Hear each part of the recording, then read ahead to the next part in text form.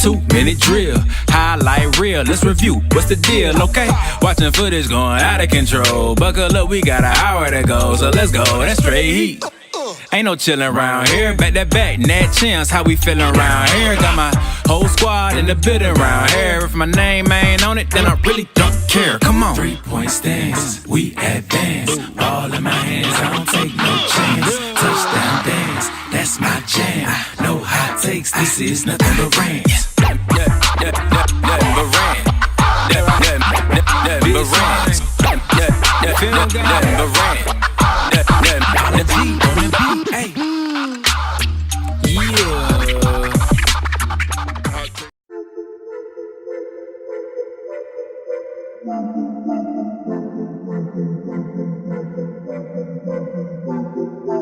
Welcome in, ladies and gentlemen, to MBR, or as we like to call it around here, Nothing But Rants, the show where I find topics that I'm oddly passionate about and I pontificate upon them. These are not hot takes, but rather takes that I'm hot about.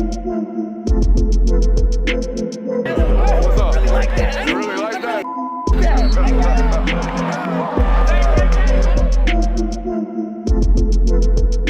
Let's shut up and grind some tape. What is up, ladies and gentlemen? It is a beautiful Thursday, and yes, you will notice no Brooks. It's just me and Kirby, the two producers here in the studio today.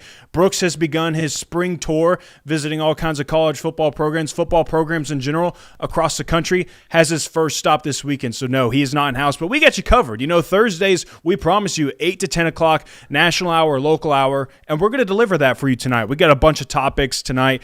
First off, we're going to be hitting on a couple of things. We're going to be paying our respects to one incredible college football influencer that recently passed in Lou Holtz. Fighting at practice, Kirby. It happens, you know. Spring practice is here. Things get a little heated, so we're going to be talking about that. We're going to revisit some spring narratives from the previous seasons to kind of take you back through those, what things were looking like ahead of the past few seasons, maybe which ones should we focus on this year as we look to crown a new national title or a new champion this upcoming year. I have a bold take I'm going to give, Kirby.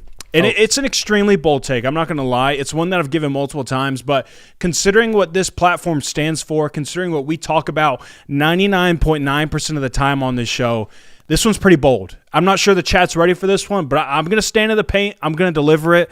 Kirby's got his top 5 as he's been introducing this offseason, and we might be hitting on another NFL draft topic here at the end of the show if we see the time fits. But while you guys are watching us, listening to the takes, make sure you're liking, subscribing, rating, and reviewing if you're listening to us over there on podcast. You know I upload those up after every single show, right after the show ends. So if you listen to podcasts, don't worry.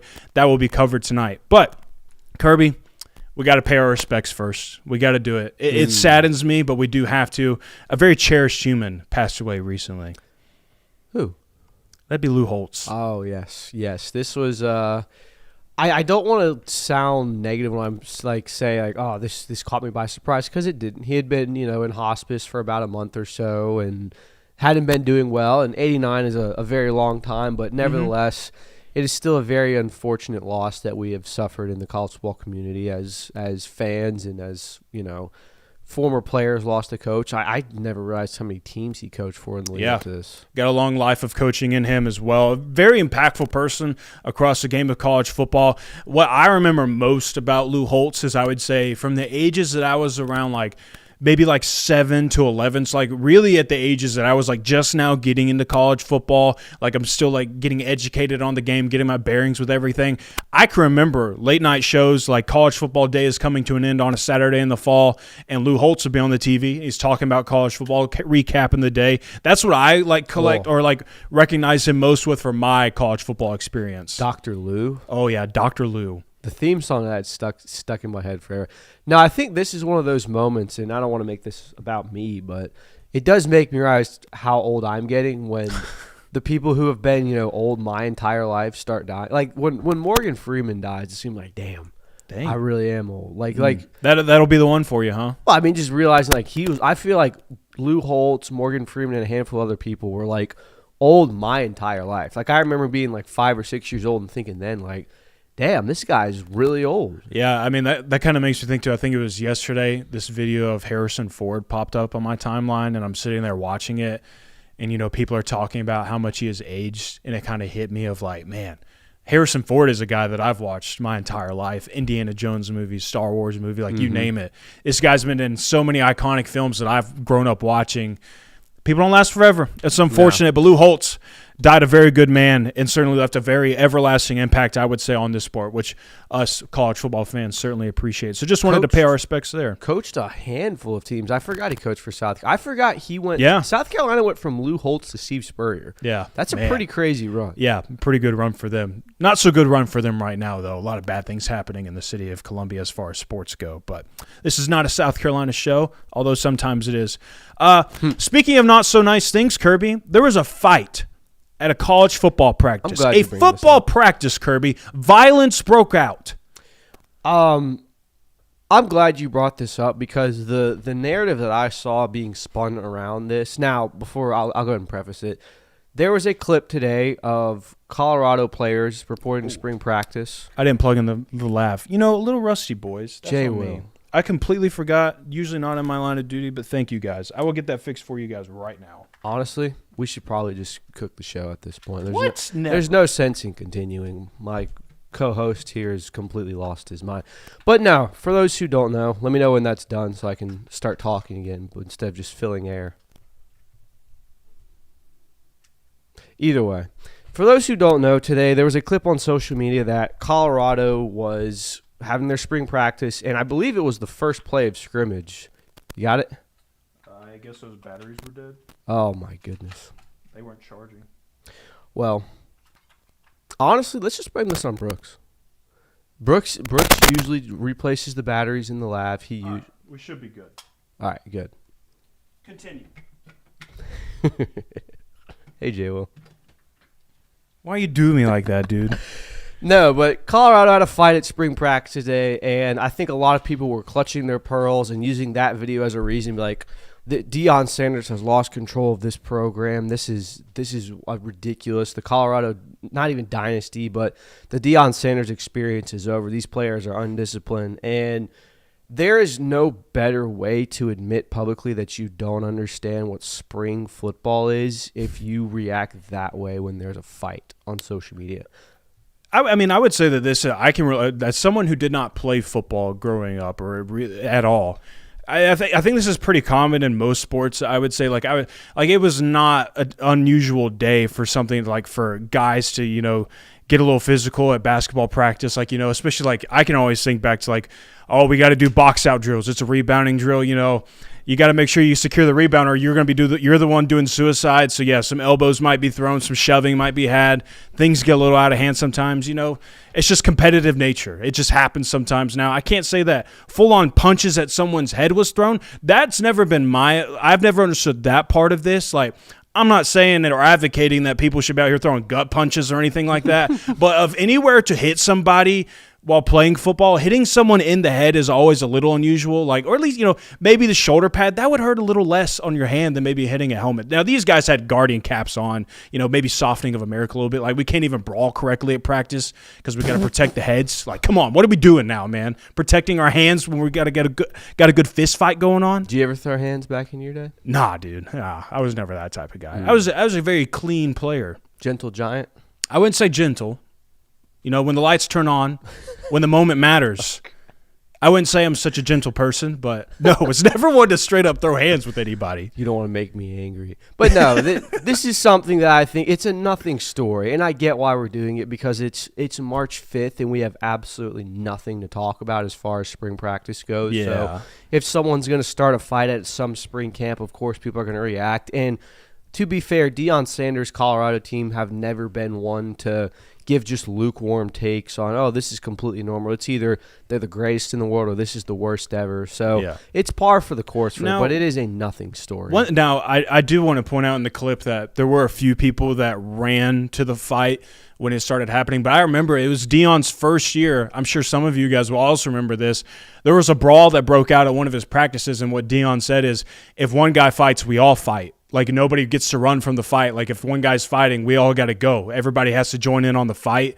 Didn't see a whole lot of that going on. Maybe we've seen a changing in the narrative there for Deion Sanders. Maybe it's maybe we shouldn't be advocating for everybody to just start an absolute brawl at our practice. But I do remember him saying that in his first year. Didn't see that happening this time. No, and again, it was 19, 20, maybe possibly 25-year-old guys. And one of them was a going brand out. new transfer. It was Hakeem Williams from Florida State. He's a brand new transfer over there at Colorado. So, maybe getting his bearings a little bit, figuring out the scene, the lay of the land a little bit by punching his teammate in the head. It's initiation. Initiation. There we go. All right. Now that we've talked about something happening at a spring practice, let's talk some actual football. You went back and looked at some of the preseason narratives that were happening during the springtime. This is the year where we really start looking forward to next year, how teams are configured, the players that they have, who's a national title contender, who's going to be taking a step back, who's a dark horse, all of those sorts of things, like the repeating champion, like what are they going to like this next year? So you kind of configured all the way back to 2021, like the narratives that everybody was kind of honing in on during this time of year. And I think it's a little interesting, and it's certainly worth talking about. Yeah, for those who remember, last year, this time, no one was talking about Indiana as world beaters. No one was talking about the possibility of that team going 16-0. The narrative around that team was very much, hey, they're going to take a step back. We think 2024 was kind of a flash in the pan for Curt Cignetti. Everyone enjoyed it. They were kind of a lovable story, but they showed their true colors when they got skull dragged against Notre Dame in the playoff. They're going to be even worse this year. I could see them popping to 9-3. I could see them popping in 8-4. That was kind of the overall sentiment around that. And once again, that got proved absolutely wrong. The one before that is very interesting for me because coming into 2024, everyone was looking at Ohio State as this on paper is one of the best teams. This on paper should be a team that competes for the Natty. The Will Howard acquisition's a little bit questionable. Not sure why we're going down and getting the Kansas State quarterback as the Ohio State, but we'll look away from it because they have that good of a roster. This changed when you got to the regular season, though. They looked kind of pedestrian at times. Lost to Oregon, had that horrible, horrible loss to Michigan at the end of the regular season. Everyone kind of looks around and goes, we were completely wrong about that narrative. Now, we all know that they went on to have an incredible streak in 2024 to win the college football playoff. So that preseason spring narrative ended up coming true, but there was a long time in the middle when Ohio State was viewed as a massive disappointment in 2024. Interesting that I would say, like, heading into the 2024 season and heading into the 2025 season, one thing that I would kind of tie between both of those teams is they kind of had somewhat questionable quarterback acquisitions. Will Howard was a good quarterback at Kansas State, but when Ohio State picked him up, I don't know if anybody looked at that as that was a game changer for them. That this is what's going to rewrite their entire season this year because now they have Will Howard as their starting quarterback. It was kind of viewed, at least around here, of like, okay, like that's a little interesting. I don't know if this guy's going to really elevate the program all that much. And I would say for the most part he didn't in the regular season, but when it mattered, obviously a great quarterback now. Like hindsight, he's going first overall in the NFL draft this year, but outside of me, maybe last spring, people hearing about Fernando Mendoza going to Indiana, it was probably just, okay, like they got another solid college quarterback. Don't know if this guy's going to be a huge difference maker. Certainly probably weren't labeling him as the Heisman winner of the future. Certainly weren't labeling him as the first overall pick in the draft this year. No. But both of those quarterback acquisitions between Will Howard and Fernando Mendoza were somewhat questionable at the beginning and then ended up being very huge differences in their seasons and really one of the biggest reasons why both of those teams won a national title that year. Yeah, going on to the 2023 season, obviously this is the year Michigan wins the Natty. I feel like the narrative for Michigan coming into this was, yeah, they'll be good throughout the regular season. Just wait till they get to the playoffs, though. They'll find a way to – and it was all the way in the lead-up to – I mean, you have to play Alabama in the Rose Bowl. They're going to get their ass boxed. Like, that was kind of the narrative that was coming around Michigan throughout the entire season. Obviously, they went on to prove that wrong. But, again, I feel like an incorrect narrative was spun here, but it was still somewhat accurate. Yeah, Michigan was a hard one to pinpoint because the previous two seasons – they had made the college football playoff, lost in the semifinal rounds. They got bounced by Georgia in 2021, and then they go and lose to TCU, who we ended up finding out really wasn't national title caliber. Like Michigan was probably the better team, probably should have beat them 9 out of 10 times they do, but it was the 10th time, and TCU got them. And they were kind of just a copy and paste version in the offseason going into that 2023 season. Like they still had J.J. McCarthy, all the parts. Like they had so many returning players, guys that had been on that team before, and it really had never amounted to much for them going into that year that I think people just kind of wrote them off of like, you're just running it back with the same guys that you had previously. It hasn't worked out for you. Why should we believe that's going to be any different this year? Well, the old guys, the veterans on that roster were the exact reason why it was going to work out. The fact that those guys had been to 2 college football playoffs previously was a big reason why they ended up winning the national title that year. Maybe you can say it's because they were cheating. Maybe a guy that was only right 30% of the time was that much of a difference maker. Well, he was right. He was right 70% of the time. He was wrong 30% of the time. Still, maybe didn't have as big of an impact as we thought it did, but yeah, maybe put an asterisk by it, whatever you want to do. But yeah, I don't think many people envision them winning a national title, even down to coming into the national title game. I think people were still kind of like, this team's just kind of bland, and they were, but they were bland in all the right ways. Now, 2022 Georgia, they are fresh off the Natty at this time, and it's kind of viewed as, all right, Georgia finally has its Natty, and they're going to kind of have this hangover period. They're still going to be a really good football team, but they're losing so much. I mean, for God's sakes, they just had 15 players drafted, 5 first-rounders off the defense. There's no way that they can compete at as high of a level as they did last season and be as good as that. They're still going to be a really good team, though. Obviously, that ended up being proven wrong. They went 15-0, won the Natty that year. So, again, another narrative that was incorrect. Yeah, I mean, losing 15 players at the draft, 5 first-round draft picks, like any sort of that guy was a reason why they won a national title probably was no longer on that roster. People weren't a huge fan of Stetson Bennett returning for another season. Nope. Many people believe that would be the ultimate downfall of the 2022 team. Ends up being a Heisman finalist. Like losing Jordan Davis, Devontae Wyatt, Quay Walker, like all those guys. And, yeah, I mean, that was certainly the narrative of, well, Georgia's really talented but still very young, a lot of inexperienced players, this, that, and the other. I mean, yeah, that was a huge narrative for Georgia going into that season. And probably one of the more, like, I wouldn't say disrespected preseason national title winners, but I think more so than ever, and I think this happens with anybody that wins a national title, is like people want to go ahead and say that they're not going to be what they were the previous season. There's no way that they're going to be better. There's no way that they're going to repeat as a national champion. And they have most of the time they have a right to say that because back-to-back national titles don't happen very often. No. It's a very rare occurrence in college football. So it made sense in the moment why people would think that about Georgia. How could you have known that Malachi Starks was going to be one of the best safeties in college football that upcoming year? You know, like things like that. There's so much unforeseen things in spring football. It's hard to predict and navigate how this regular season is going to go for every single team. Which takes us to the final narrative that we're kind of recounting here is the 2021 Georgia team, where it was kind of viewed as, hey, it's another Kirby Smart football team. They're going to be really, really good on defense. JT Daniels might be something to watch at the quarterback position. He might finally be the missing link to make that offense good enough to win a national title.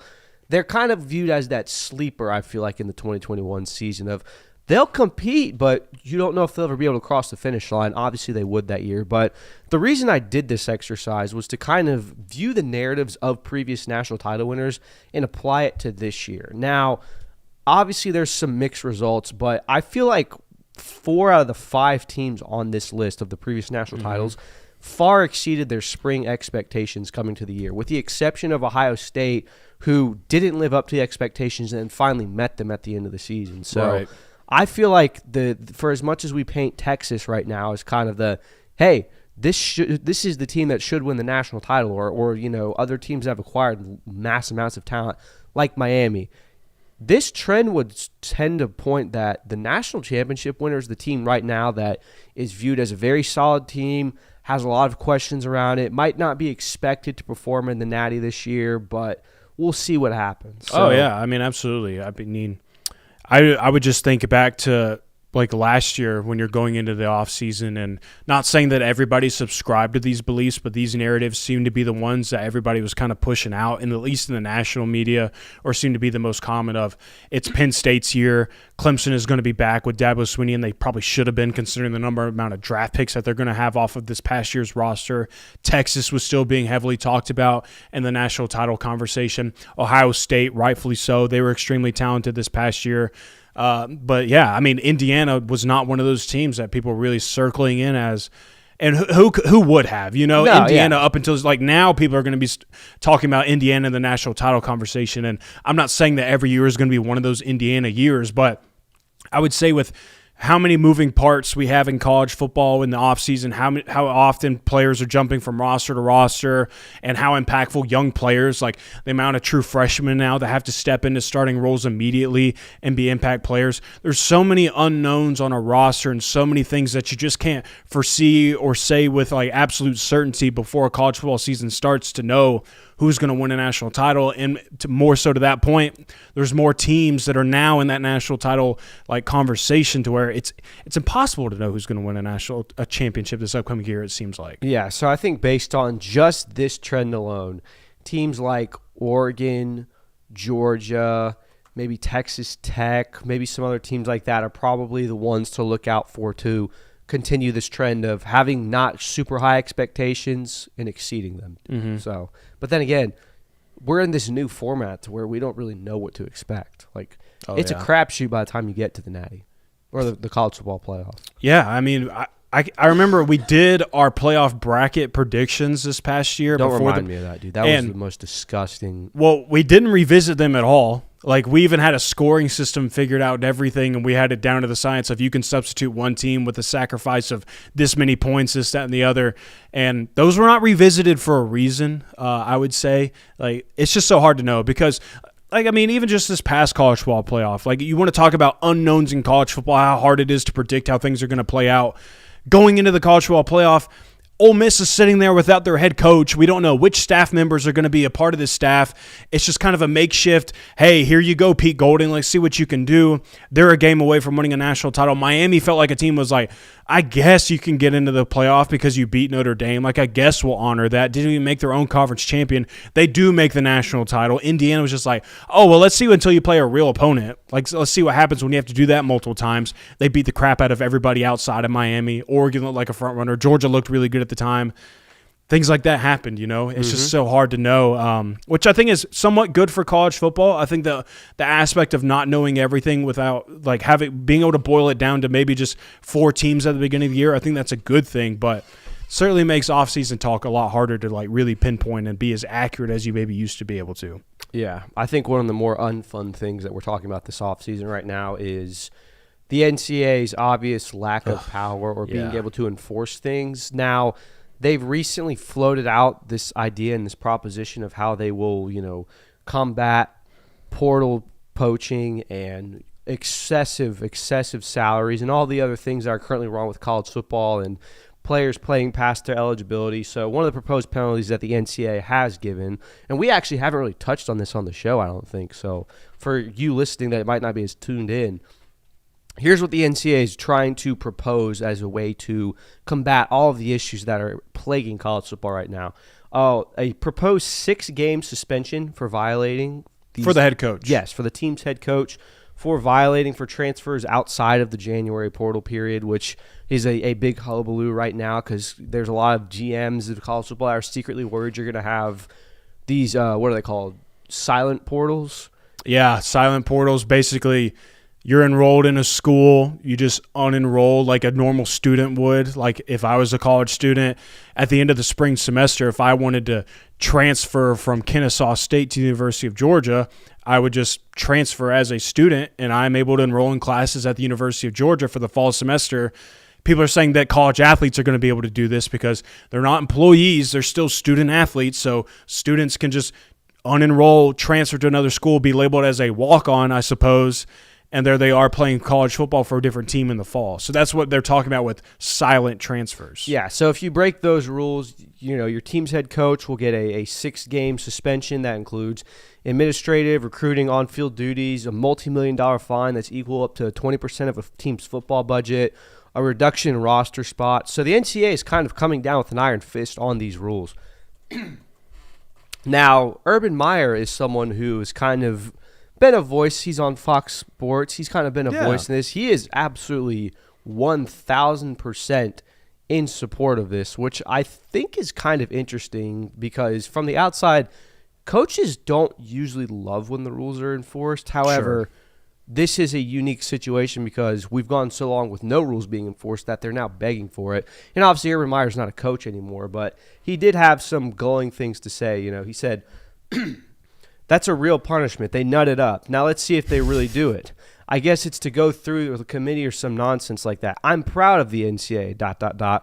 Well, I want to see things happen first. And I think that's kind of the main catalyst that we're getting hung up on here right now is the NCAA has all these ideas and all these grand proposals for how they're going to punish teams.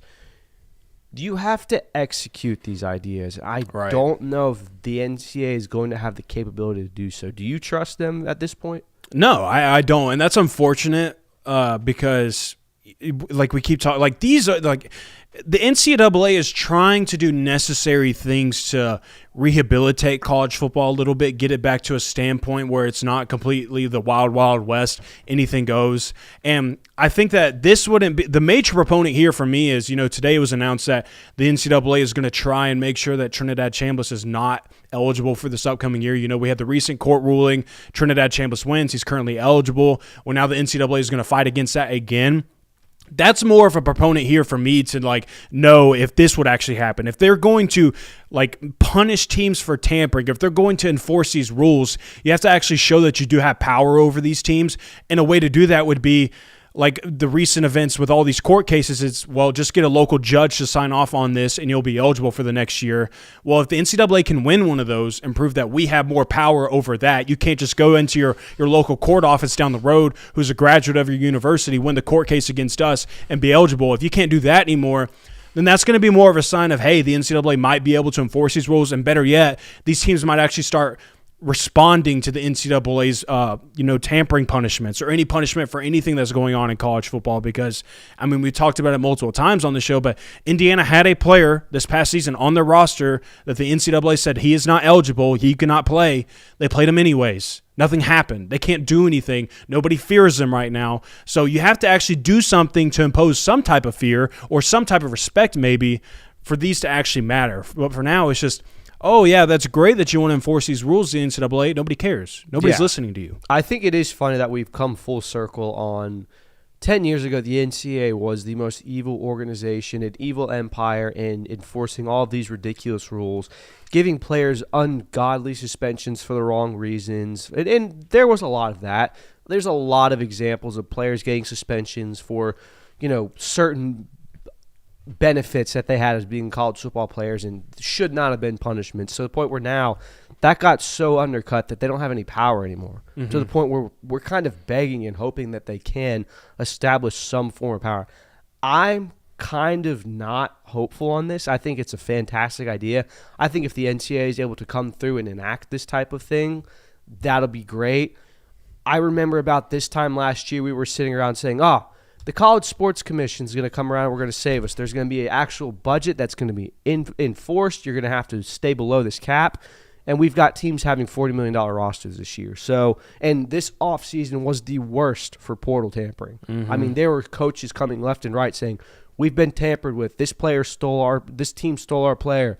We had a contract signed and they breached that. Like stuff like that happened this year when we had this College Sports Commission set up. So yeah, I'm holding my breath on this. And it's funny that you mentioned the College Sports Commission, because this is going to be my next point of, there was news today, this comes from On3, it says the College Sports NIL Clearinghouse is facing legal scrutiny as delayed approvals and rejected deals put millions in athlete compensation at stake. And this is what we talked about with the NIL Go and College Sports Commission, is they're going to filter all these NIL deals and make sure that they're legit. They're not able to just, players are no longer be able to handed $300,000. These have to be legitimate deals that players are earning, and yet they're under scrutiny. And now they're getting in trouble because they're backlogged. How could you possibly filter every single NIL deal that college athletes, not even just football, these are all college athletes that are earning NIL deals. How could you possibly filter all of that and do it on a timely manner?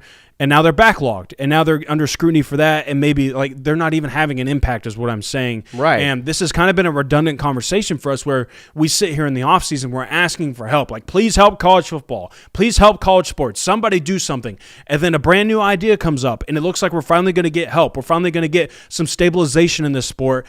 And ultimately, we now have to just sit here and say, that's great.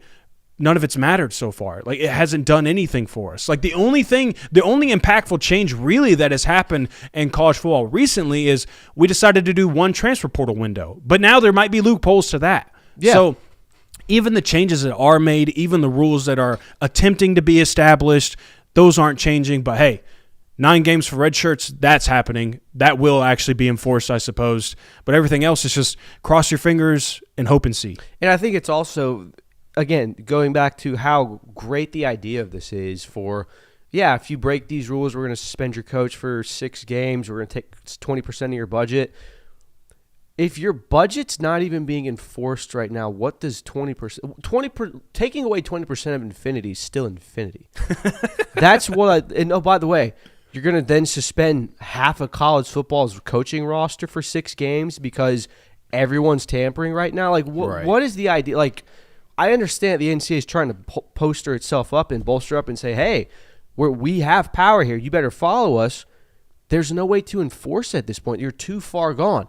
Everyone's breaking the rules. You can't enforce the rules upon everyone when they're all being broken. If this was just LSU and Lane Kiffin tampering, and if this was just Miami out here spending the big bucks, everyone's doing it. Even the schools that are victims of it happening are doing it, with maybe the exception of Clemson and Dabo Swinney. So we might be in a college football reality where every single college football coach in the world has been suspended except Dabo Swinney, and they start winning titles again. That's the only thing I can see happening, because otherwise everyone's going to get punished for this, and you can't enforce that. I mean, and if this does get fixed, I mean, I think what would naturally happen, like let's say the NCAA does magically regain its power, it's able to enforce rules, people listen to them. Like, for them to actually get people to believe that they can enforce these rules, like, God forbid if they do get this back and they're able to start punishing teams again, whichever one of you teams is going to be the first one, it ain't going to be pretty probably. Like, it's probably going to – I mean, this is like releasing the bull into the ring. Like, you're just waiting and sitting there, and then all of a sudden you let this bull loose, and they're able to have all this power against all these people, and they're just going to raise hell for 10 minutes or whatever it's going to be. And it's not going to be a slap on the wrist is what I'm saying. Like, if you get caught tampering and these tampering rules are actually being enforced, I know they lay it out what their rules would be and what their punishments would be, but they might just release the whole docket on them and say, you get all of these. I don't know. We'll see, though. Chat mentioned, could they not start taking wins? I mean, they could. But they said they were going to do that with Indiana. They said they'd do that with Indiana. That's not anything. Again, you're going to take away our natty. The Indiana fans will still recognize that, 1. And 2, you can't do this on, like, you want to talk about being backlogged. You're not going to be able to enforce this on 132 teams. You're not going to be able to take wins away from 132 teams. You're not going to be able to nullify all of this when the genie is so far out of the bottle here. Mm-hmm. Like, back in the olden days, you could find 1 or 2 teams here that were paying players and doing things against the rules and say, all right, here's a clear and egregious example of this happening. You have broken the rules to a level that is so bad and so on the radar that we now have to punish you, and you were done with that. Now, everyone's breaking the rules at astronomical levels. There's no way you're going to be getting around like, oh, we're going to take away all of the wins that teams are having. So I love the NCAA for doing this. I'm happy that they at least recognize the problem and they have the ideas and they're trying to posture up and show power, but don't get your hopes up in thinking that this is going to fix college football. That's what I'll say. Yeah. I appreciate the effort. I'm glad they're trying to do something. I'm glad that they've recognized that something needs to be done, but nothing can be done for the moment right now, and that is disappointing. Now, we just did like 10 minutes of super serious talk, maybe some doom and gloom talk about college football. I don't know if this is going to alleviate the mood in chat or anything like that, but I do have a take to give. I think it'll be a fun conversation for everybody, and I do want to preface it with this. This is something that I do truly believe, okay? This is not me rage baiting or clickbaiting or anything like that. This is something that I will stand 10 toes down on, and I believe. Why are you already moaning and groaning? The fact that you come out and say this is a take I really believe in makes me feel like I'm not going to like this. Probably not, all right? Probably all right. Not. And I'm sure, people are going to let me have it. They're going to let me hear it, and I understand that. But my take is that I think that the end of March to the middle of April is the best time of year for sports. Collectively. Better than college football season, better than the NFL playoffs, better than, you name it. I think that middle of March to middle of April is the best time of year for sports. All right, let's hear your reason for this. All right, I have multiple reasons. Okay, first off, you guys know me. I'm a hoops guy, played basketball. March Madness starts up. And I don't care who you are. Great tournament. Everybody watches March Madness. At least the first round, everybody's here for the chaos. It is one of the few times a year where I feel like the whole world actually stops and is all watching something. Nothing against the March Madness tournament. All right.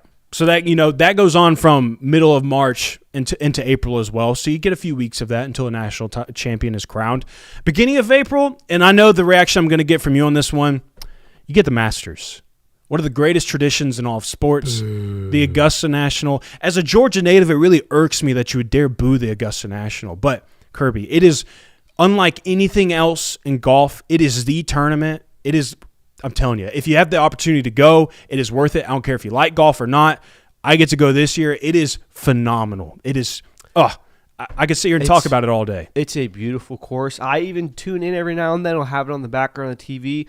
I never once have found myself looking at the calendar going, the Masters in 3 days. Ooh. Oh, jeez, dude. So the fact that you didn't get to watch the resurgence of Tiger Woods at the Masters in 2019 breaks my heart. I actually did see. I remember being like, wow, a lot of people are going to care about this.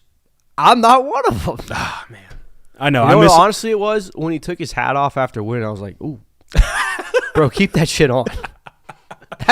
Do my man like that? That's what you were focused on? That was my main takeaway. And now looking back at where my current state's in, I'm like, I feel him. I feel Tiger. So. All right. Well, you got the Masters. Maybe I'll hit home for a little more people with this one. Opening day of baseball. Nope.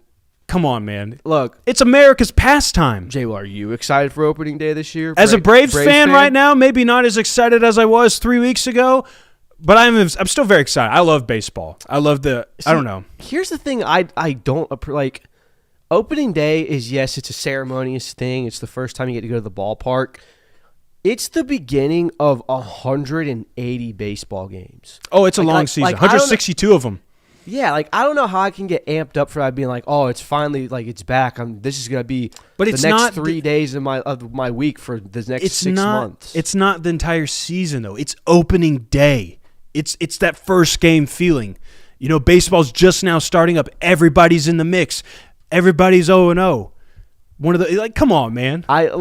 Opening day, Kirby, America's pastime. Yeah, and if you lose opening day, you go, well, at least we got 160 other tries to win. Shucks, boys. We'll get him in the next 160 games. I'm not disagreeing with you that the baseball season is a little elongated.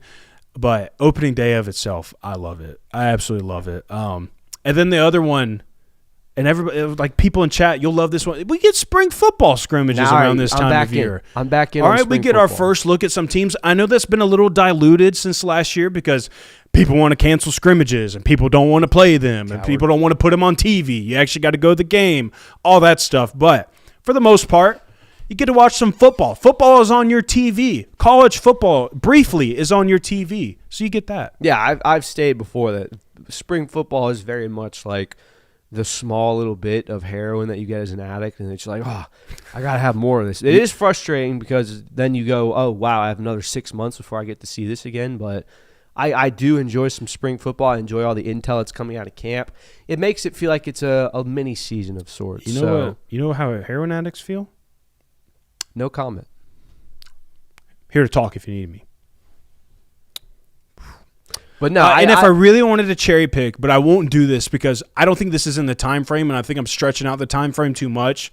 The NFL draft is at the end of April, so maybe I'll just include pre 2 week before NFL draft. The NFL draft is fine.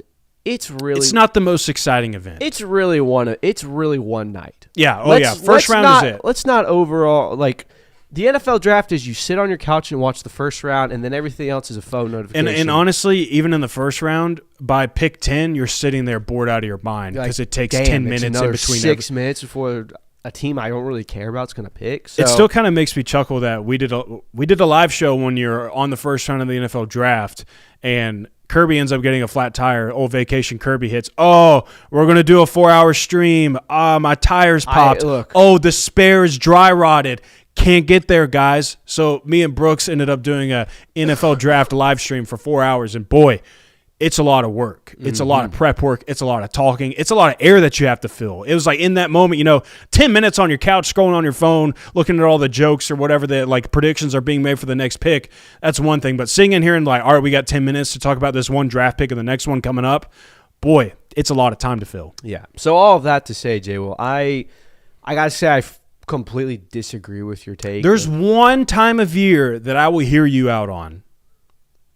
And I want to see what would you deem as the best time of year for sports? The best time of year to be a sports fan is from mid-October to early to the second weekend of January. You took a whole 3 months. That's the best period. You took a whole 3 months. I took like a maybe a month. You took 3 months? All right, fine. November, the month of November. That's like me saying from October until April, that's the best time of year for sports. No, that's not. I just took the whole calendar. Nah, I took 3 months. Can't take 3 months. I took 3 months, three holidays. No. This is the only time of year that I will hear out on this of like that time of year is better than mid-March to mid-April, and it's mid-October to mid-November. Okay. You got World Series going on. Playoff baseball's happening. The heat of college football is happening. Hey, we watched the World Series in the truck ride home one time after one of those games, all right? And it was absolutely electric, okay? So I don't want you can snore all you want, but you were glued in with me. And then also you get like heat of the moment college football seasons. Like these games matter the most. Conference games. You're making your pitch for the college football playoff. NFL season's in full flow. NBA season's kicking up. That's like the only time of year that I think kind of debates against my own.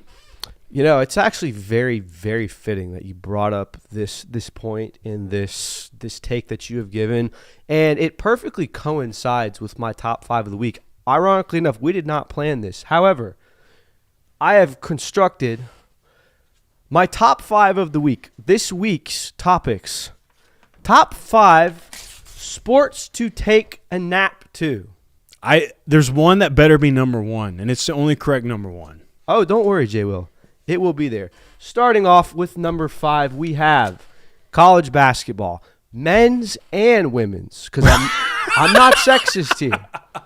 Both are fine, and this isn't like UNC Duke or like a very exciting. This is two. I was about to say you were hitting naps during Caitlin Clark's throw day. No. Heyday? This is two like mid-tier teams that aren't great. The announcer's heart's not even fully in it. There's 500 people in the venue. The squeaking of the shoes, the clunk of the rim, puts you to sleep right away. Trust me.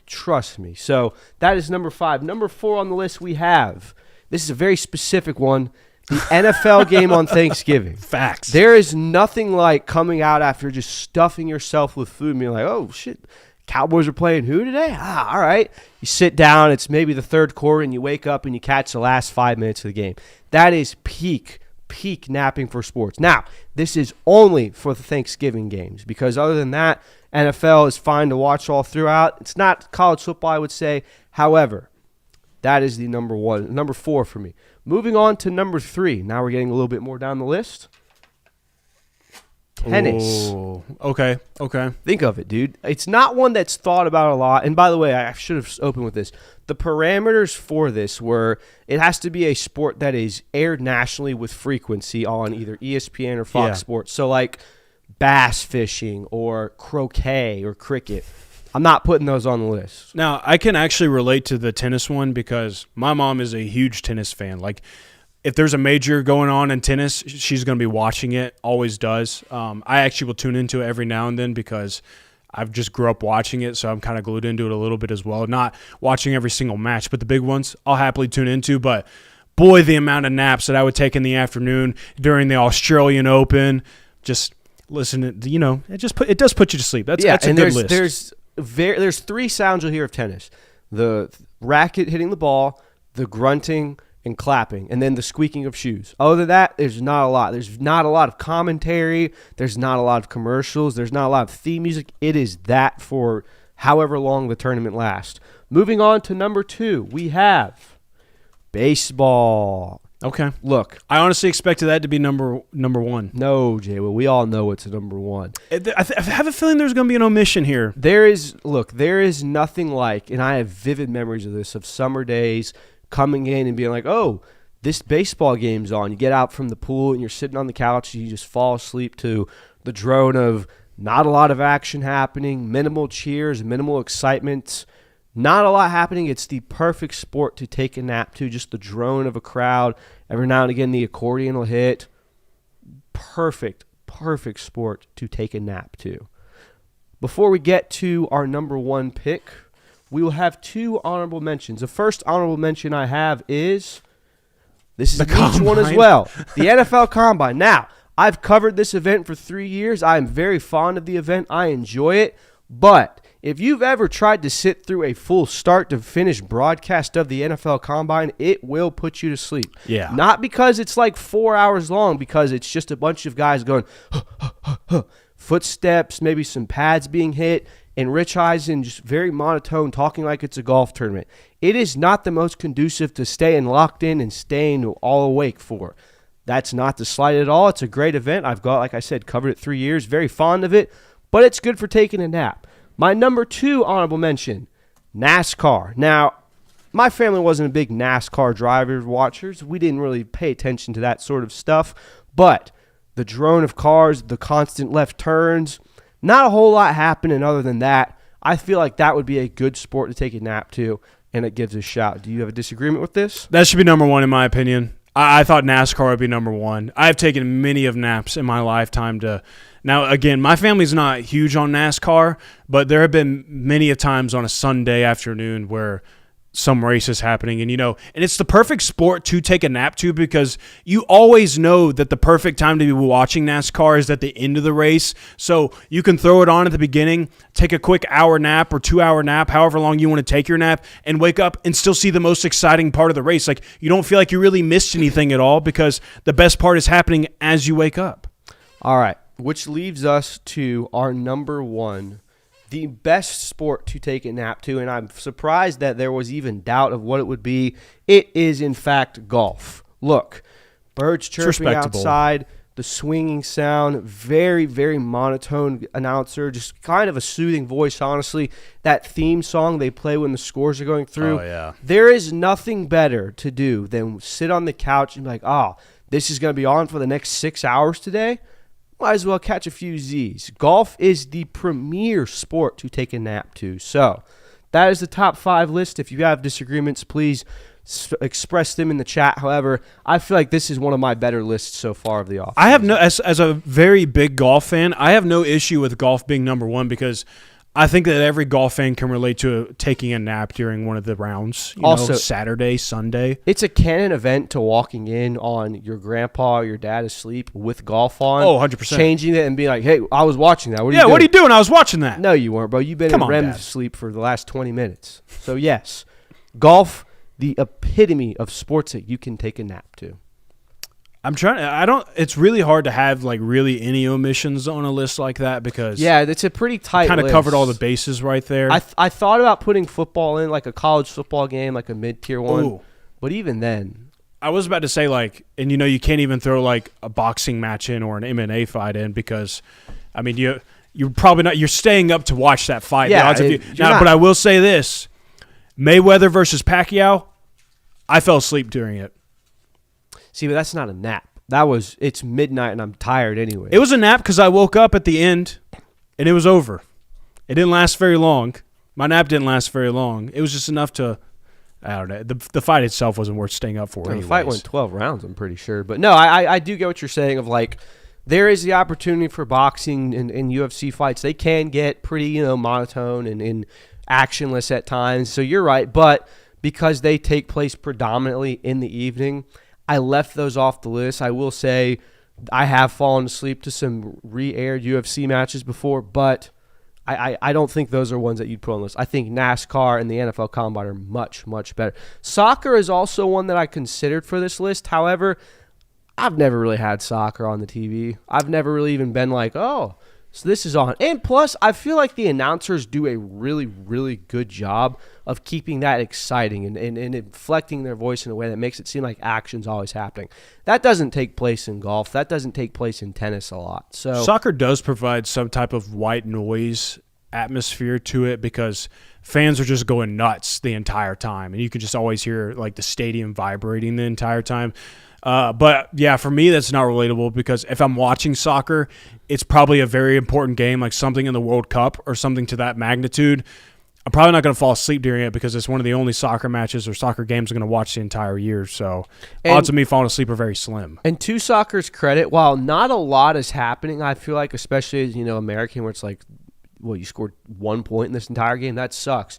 There is always moving pieces. There is always something to look at. Like, it's not like baseball. It's not like tennis, where there's stoppage and there's, a 2 or 3 minute break in the action. Like, there's always something going on. So credit to them.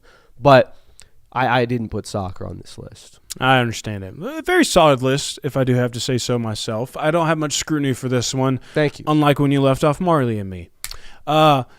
We do have one more topic to cover tonight, Kirby, and I know that it's the 2026 NFL Draft. There's a long time to go before next year's NFL Draft gets here. We haven't even gone through next college football season, but I did want to go ahead and take a look at next year's potential prospects, and all I did was I ran down the potential quarterbacks, running backs, and wide receivers, and I would say for the most part, many would tell you that this year's draft class very defensive heavy. Like, if you need anybody on any level of the defense this year, it's a good draft to have that type of need. Next year, offense right now a lot can change, as it often does, because I feel like every single draft season we go into saying, this is the most loaded quarterback class we have ever had. And then it ends up being this year, where it's, hey, Fernando Mendoza and Ty Simpson, if you need one past that, good luck. Don't know who QB3 is going to be, but it's probably not one you should hold your breath on. But for the time being, for how things are shaping up right now, these are the quarterbacks that I just haven't mentioned. There's other names. I didn't even list my man Nick Minicucci, so there's no bias here anyways. I forgot about that one. The Delaware Demon. Don't sleep on him. So these are quarterbacks I have for the potential 2027 draft class. Obviously, some of these guys could stick around in college, as we're seeing happens quite a bit, but they will be draft eligible. We got Arch Manning, Sam Levitt, John Mateer, Lenore Sellers, Julian Sayin, Dante Moore, Trinidad Chambliss, Brendan Sorsby, and Rocco Becht. Now, one thing that I would point out about this quarterbacks class, and like I said, a whole lot can change from now until then, and we'll have a lot of answers that we have questions on right now, but there's a lot of, I wouldn't say projects in this class, but I would say there's a lot of development pieces in this potential quarterbacks class. Like Arch Manning, maybe he works out all of his kinks in his passing game and his mechanics look like how they do in his workout videos and all that. Maybe he cleans things up and he is like this perfect prospect, how people want to label him. But a guy like John Mateer, don't know if all that's getting fixed. Who knows what type of scars Lenore Sellers is going to have after the few years that he's had at South Carolina and the lack of an offensive line. Trinidad Chambliss is going to have to fight the fact that he doesn't have this NFL frame on him. He is one of the shorter quarterbacks that you'll find, but the tape is electric. Rocco Becht, maybe one of those sleeper quarterbacks, but probably not drafting him in the first round. You know who I'd put as a sleeper quarterback that I don't think you put on this list? CJ Bailey. Oh, I didn't put CJ Bailey. This is a great answer. That's a name that people are going to become very, very familiar with this season. I think he's could be the 2024 Lenore Sellers, where you come by the end of the year, it's like this guy would be the number one pick if you went right now. Who's this 6'7" freak spinning the pill for NC State right now? Yeah, it's CJ Bailey. So, sorry to cut you off there on that. I do want to kind of point out how there are a lot of names on this list right now that could potentially be first-round caliber quarterbacks, and it does feel like we have that every year. And last year is a really good example of crashing and burning, like, Drew Aller, Cade Klubnik, Garrett Nussmeier, like just a handful, Arch Manning even, examples and examples of failures. I don't know if we're going to have that many disasters this season. And I think we're stumbling into something here too, because I just talked about how it's become very common, especially for a guy like at quarterback or running back or linebacker or something along those lines, for them, while they have a draftable grade one year, for them to return to college because, I just got offered $3 million or $2 million or $1 million, whatever it is, to play another year of college. Well, why don't I just do that? Because I think that I'm going to increase my draft stock. Like, had Cade Klubnik and Garrett Nussmeier just stuck in last year's draft, I'm not saying that they would have been drafted higher, but they would have been talked about a whole lot more during draft season. They'd have been drafted higher than they're inevitably going to be drafted this year. Like, both of those guys' stocks just absolutely tanked. And I know that Garrett Nussmeier was dealing with an injury and things just really didn't pan out at Clemson, but neither one of those guys gained anything from returning to college football. Drew Aller, he was draftable last year, and we're seeing it now. Like, people are already talking about Drew Aller as like, this is the hidden gem. This is the one that's going to pan out in the league, even though he didn't pan out in college football. No. Had he done that last year, that still would have happened. Like, the epic throws and the wow factor from Drew Aller every 5 plays, it was still there. You can make the highlight reel to make it look good.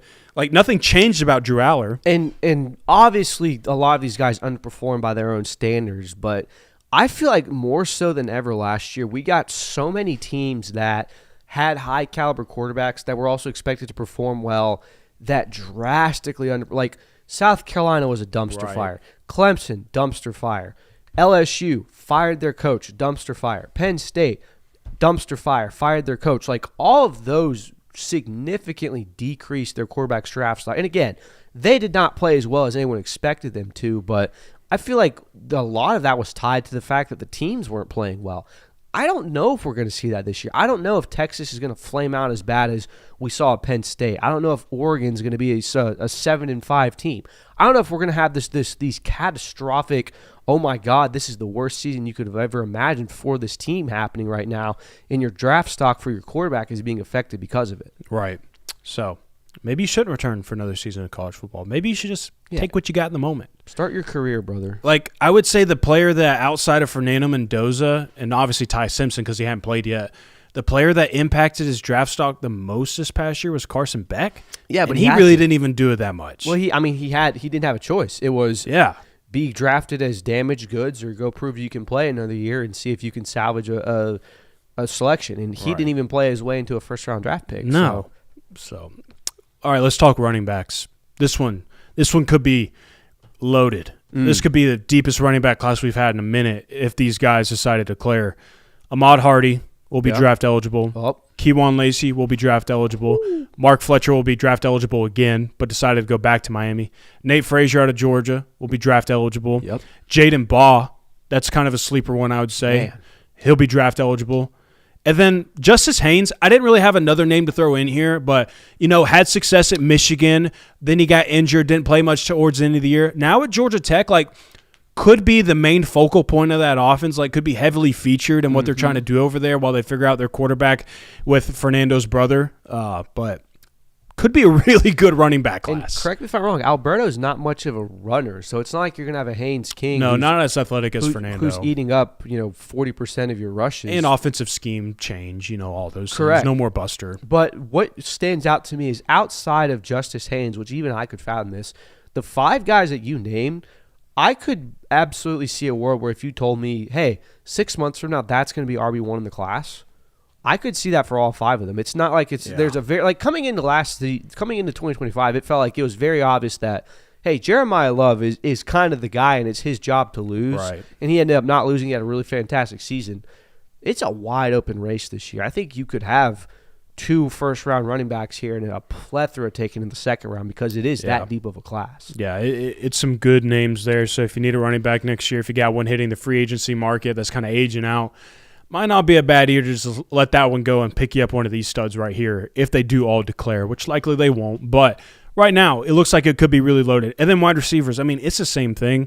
Jeremiah Smith, the one that everybody has been waiting on. NFL teams have been waiting for 3 years to get their hands on Jeremiah Smith. Yep. He'll finally be draft eligible, and he will certainly be going. That's a top 5 pick probably. Cam Coleman, we'll see what his season looks like at Texas, but that's an NFL body. He's got all the pedigree in the world to go and ball out in the league.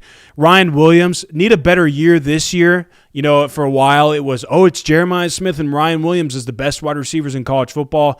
This past year really wasn't that way for Ryan Williams. Latsir Brooks is still kind of the talk around Alabama as of now.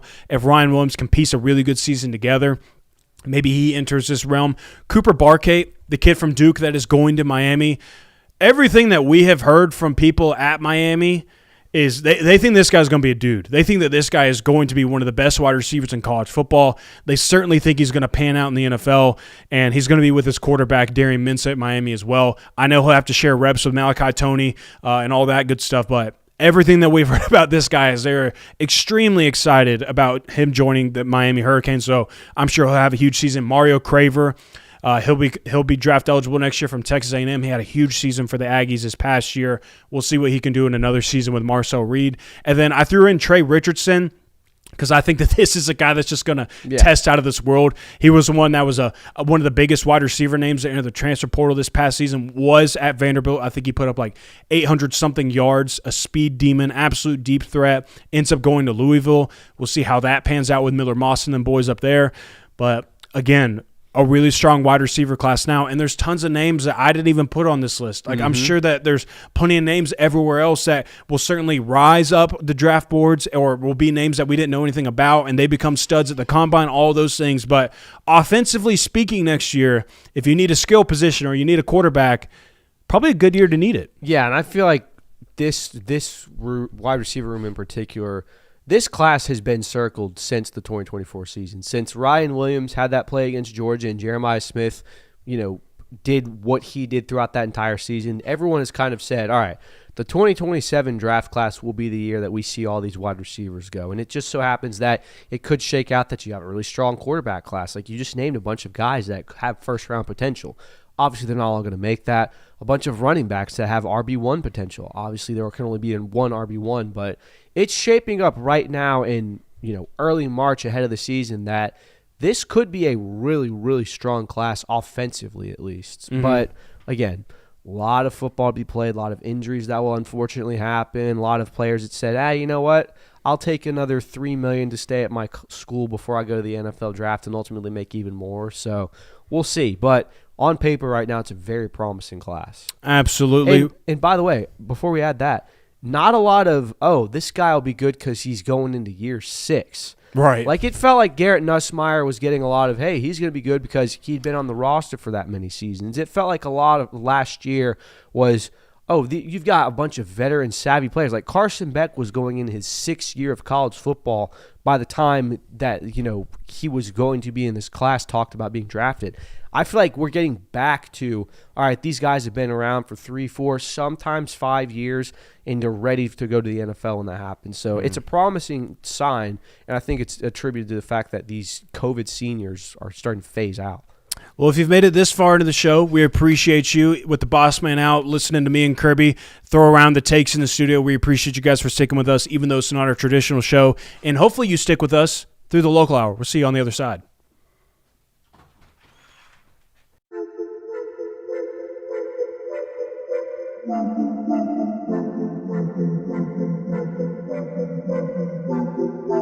Welcome into the Film Guy Network. It's football season, which means I've got a film study for you.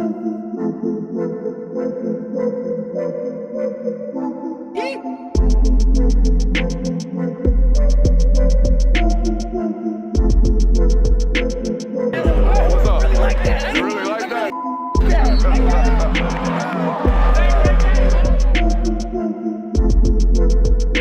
Let's shut up and grab some tape. Well, that's a little awkward. I hit the wrong intro right there. This is not a film study. Fired. This is the TTD hour, the Talk That Dog hour. Hey, look, guys, monitor's over there. I have 20/20 vision, but it's very tiny font over there. You were squinting hard at that. I was trying to read it, and I thought I hit it, and I hit the wrong one. So my apologies for that. So yeah, no, not a film study. In fact, the film guy is not even here. It's just me and Kirby. But we're about to give you a whole hour of Talking That Dog to UGA grads. I mean, it doesn't get any more Talk That Dog than it does right now. And I will say, honestly, I feel like these shows, Brooks, obviously the film is his bread and butter. Georgia football is our bread and butter. And right now, it's not like we've got a ton of film that needs to be break down. Like this will be a very good show for you and me. Yeah, yeah, absolutely. If you're a Georgia fan and you're listening to this, I think we've got some great content that we're going to talk about. We're going to talk about just how much pressure is Kirby Smart under heading into this upcoming season. One national analyst gave his Anist. Yikes. Crucial mistake there. One national analyst gave his take on how bad it could be for Georgia this next year. We're going to rank the Kirby Smart seasons. There's 10 of them. I felt it was proper that we go ahead and rank them from 1 to 10. We're going to assemble the perfect Kirby Smart team by rooms. We're going to do that by taking an error like, hey, do you want the 2020 defensive back room? Do you want the QB room from 2022? We're going to do it that way. It'll be really fun. Which UGA players are being severely overlooked? And then Discord, as they always do on Thursday shows in the offseason, loaded up with questions for us to answer. So we're going to do a little Q&A to cap off the show. But first, how much pressure is Kirby Smart under, Kirby? Honestly, I think now, let me preface with he's nowhere in the stratosphere this year that I'm about to bring up, but this is probably going to be Kirby Smart's most pressure-filled year since heading into that 2021 season. Now, again, nowhere near the amount of pressure he has had 2 natties since then. He has had multiple college football playoff appearances. He's had multiple conference championships. He has more than proven he can climb the mountain and reach the top. But you look around, if Georgia doesn't win a national championship or at least appear in one this year or at least win a playoff game, this will be the longest period of time Georgia has gone under Kirby Smart without winning a college football playoff game. There's some pressure there for that. I think that that's warranted, honestly, because Georgia is one of the best football programs in college football. There's no denying that. But you get to the postseason now, and they've kind of fallen short the last 3 years. Now, 2023 is its own thing. You can all agree that that was a college football playoff team that unfortunately got shorted out of it because of the way the system was set up. But the last 2 years, no playoff wins, is not even a win in the college football playoff, a first-round exit, is somewhat alarming. So I feel like that there is more pressure on Kirby Smart this year.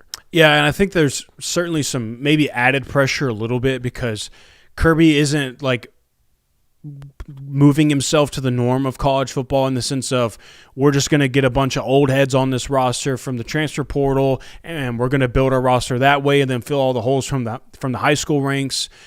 I mean, he's continued to harp on the fact that he believes in development. He believes in high school recruiting. He thinks that those things matter. And this is perhaps the biggest year for him in regards to that because he's banking on this 2024 recruiting class to be one of the biggest factors and then potentially winning a national title this year. And it was a lot of money spent on retention this year. Now, they acquired quite a bit of transfer portal players this past offseason, but it wasn't to the tune of 18 players or 17 players like some of these other teams are doing. It's a lot of, we believe in our homegrown talent. We believe in the guys that we picked initially, not guys that we're picking from other rosters. But there's some added pressure too because if you believe in that and that's how you want to go into this season and you don't have the success that you hoped you did while other teams who went the other direction in college football continue to have success like in Indiana did this past year, then people are going to start saying that the sport is passing you by, that you're the next Dabo Swinney. Like even from a shifting the narrative standpoint, that's not even something I thought of. It's more just, delivering the goods. Like a shifting the narrative standpoint, he's absolutely under a ton of pressure because more so than ever, the method of, the Nick Saban ways, the Kirby Smart ways of doing things and winning games, that's all old here. If you're not Kurt Signetting your way, if you're not going to the transfer portal and getting 30 players, if you're not spending millions and millions of dollars on the best players available, you're not doing it right. You're going to get passed by. So you are absolutely right. That's not even a possibility I thought of if Georgia has another first-round exit this year or doesn't have an extremely successful season, there are going to be people that go, hey, Kirby, your time's over. The window's closed. The sport's passed you by. You refuse to change, and now it's over. So, yeah, there is a lot of pressure, more so than ever, because, 18, 19, and 20, there was pressure. There was, hey, can we actually get over the hump here? We're getting frustrated. But that 21 season coming in was, bro, You got to give us something here. We're getting very the 2020 season was not great. The Stetson Bennett story was not good. JT Daniels sat on the bench for too long. We know how that ends. And then obviously you've been playing with house money, it feels like, since you won those 2 natties. But those 2 natties are a good while ago. The 2021 season's half a decade away now. So it's time to once again deliver. And again, this isn't me saying that Kirby Smart's going to come out here and I know that there's going to be some people in chat at some point this year going, I don't trust Kirby Smart to win us another national title. I don't think that's the type of pressure that needs to be. Right. But there is pressure to deliver more so than there has been the last few seasons. Well, and it's added pressure, too, because after this year, you're expecting a lot of players to leave your roster to go to the NFL. It's year 3 for Chris Cole. It's year 3 for KJ Bolden. It's year 3 for Ellis Robinson. Lawson Lucky's going to be out of eligibility.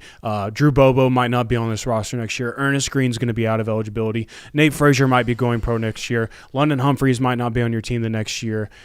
Sokovie White might have an electric season this year and be able to turn pro after one season of starting for him. There's a lot of names. Jordan Hall's up for eligibility. Xavier McLeod's up for eligibility. Gabe Harris, Quintavious Johnson, there's a lot of names on this team where next year they might not be here. And then it feels like you're kind of hitting the reset button again and you're having to restructure your roster and get it ready with a new starting quarterback too on top of that. Didn't even mention Gunnar Stockton. So there's a lot of pressure there too of this is the window, not the window, but this is another window where it feels like you're primed to potentially win a national title this year. And if you don't, I'm not saying it's a failure or anything like that, but there will also be a feeling somewhat of, that was maybe a missed opportunity. We probably didn't maximize that group of players like we potentially could have. But I think, bar none, got to at least win a playoff game this year. I think that if you get there, if you get to the Final Four or you make it to a national title game, at that point, I would say that the pressure, you exceeded that. Like you answered the call as to what the pressure looks like for you this year. Yeah, for sure. And look, it is when you're at the point now in Athens where it is now to your bust. To some degree, this will be a disappointing season if it does not result in Georgia hoisting the trophy at the end of the year. That is what it is at that point. That's the standard that's been set in that room. That's the standard that's been set by the fan base. I get it. But if you come in and you have a really, really strong regular season and you win the SEC championship, or if you don't, but if you win the playoff game or two, and if you have a really good season, if you're right in the end of the race, no one's going to be complaining. If you're eliminated from this thing by New Year's Day, it's once again in 3 more weeks of college football happen and Georgia's not involved in it.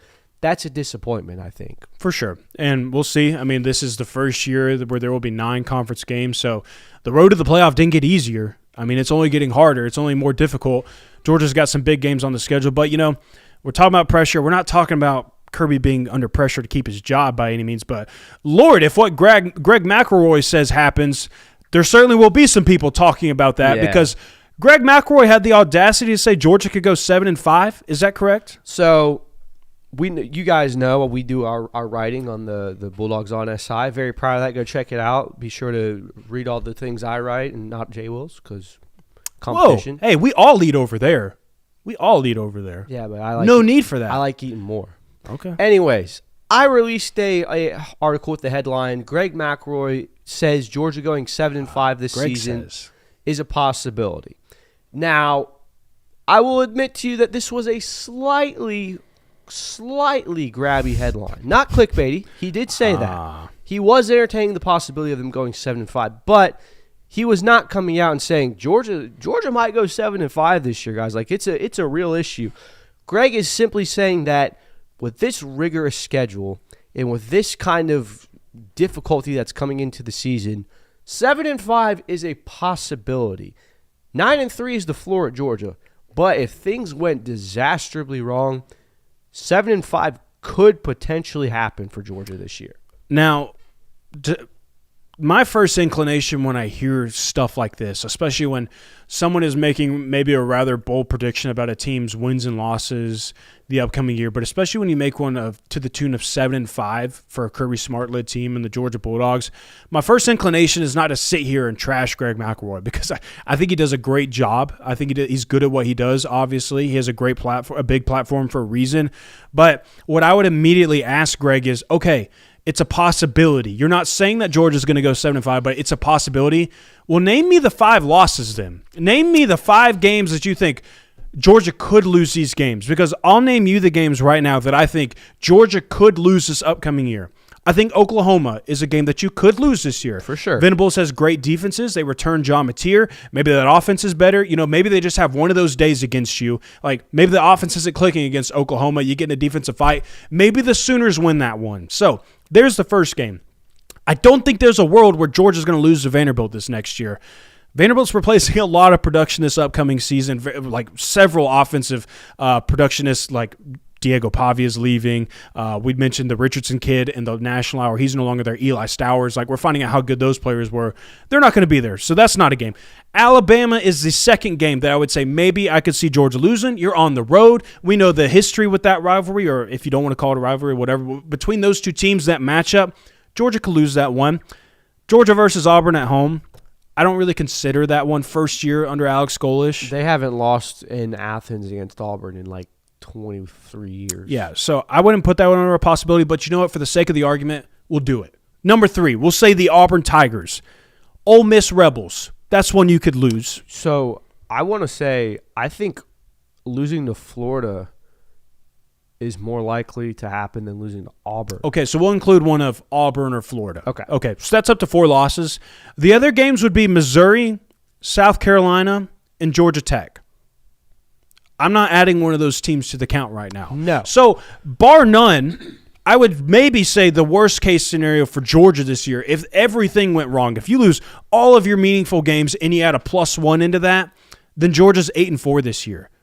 7-5. It might, and maybe it was just kind of like passing by. You just mentioned, 7-5. That's the first number that came to your mind, but 7-5. That's really outlandish.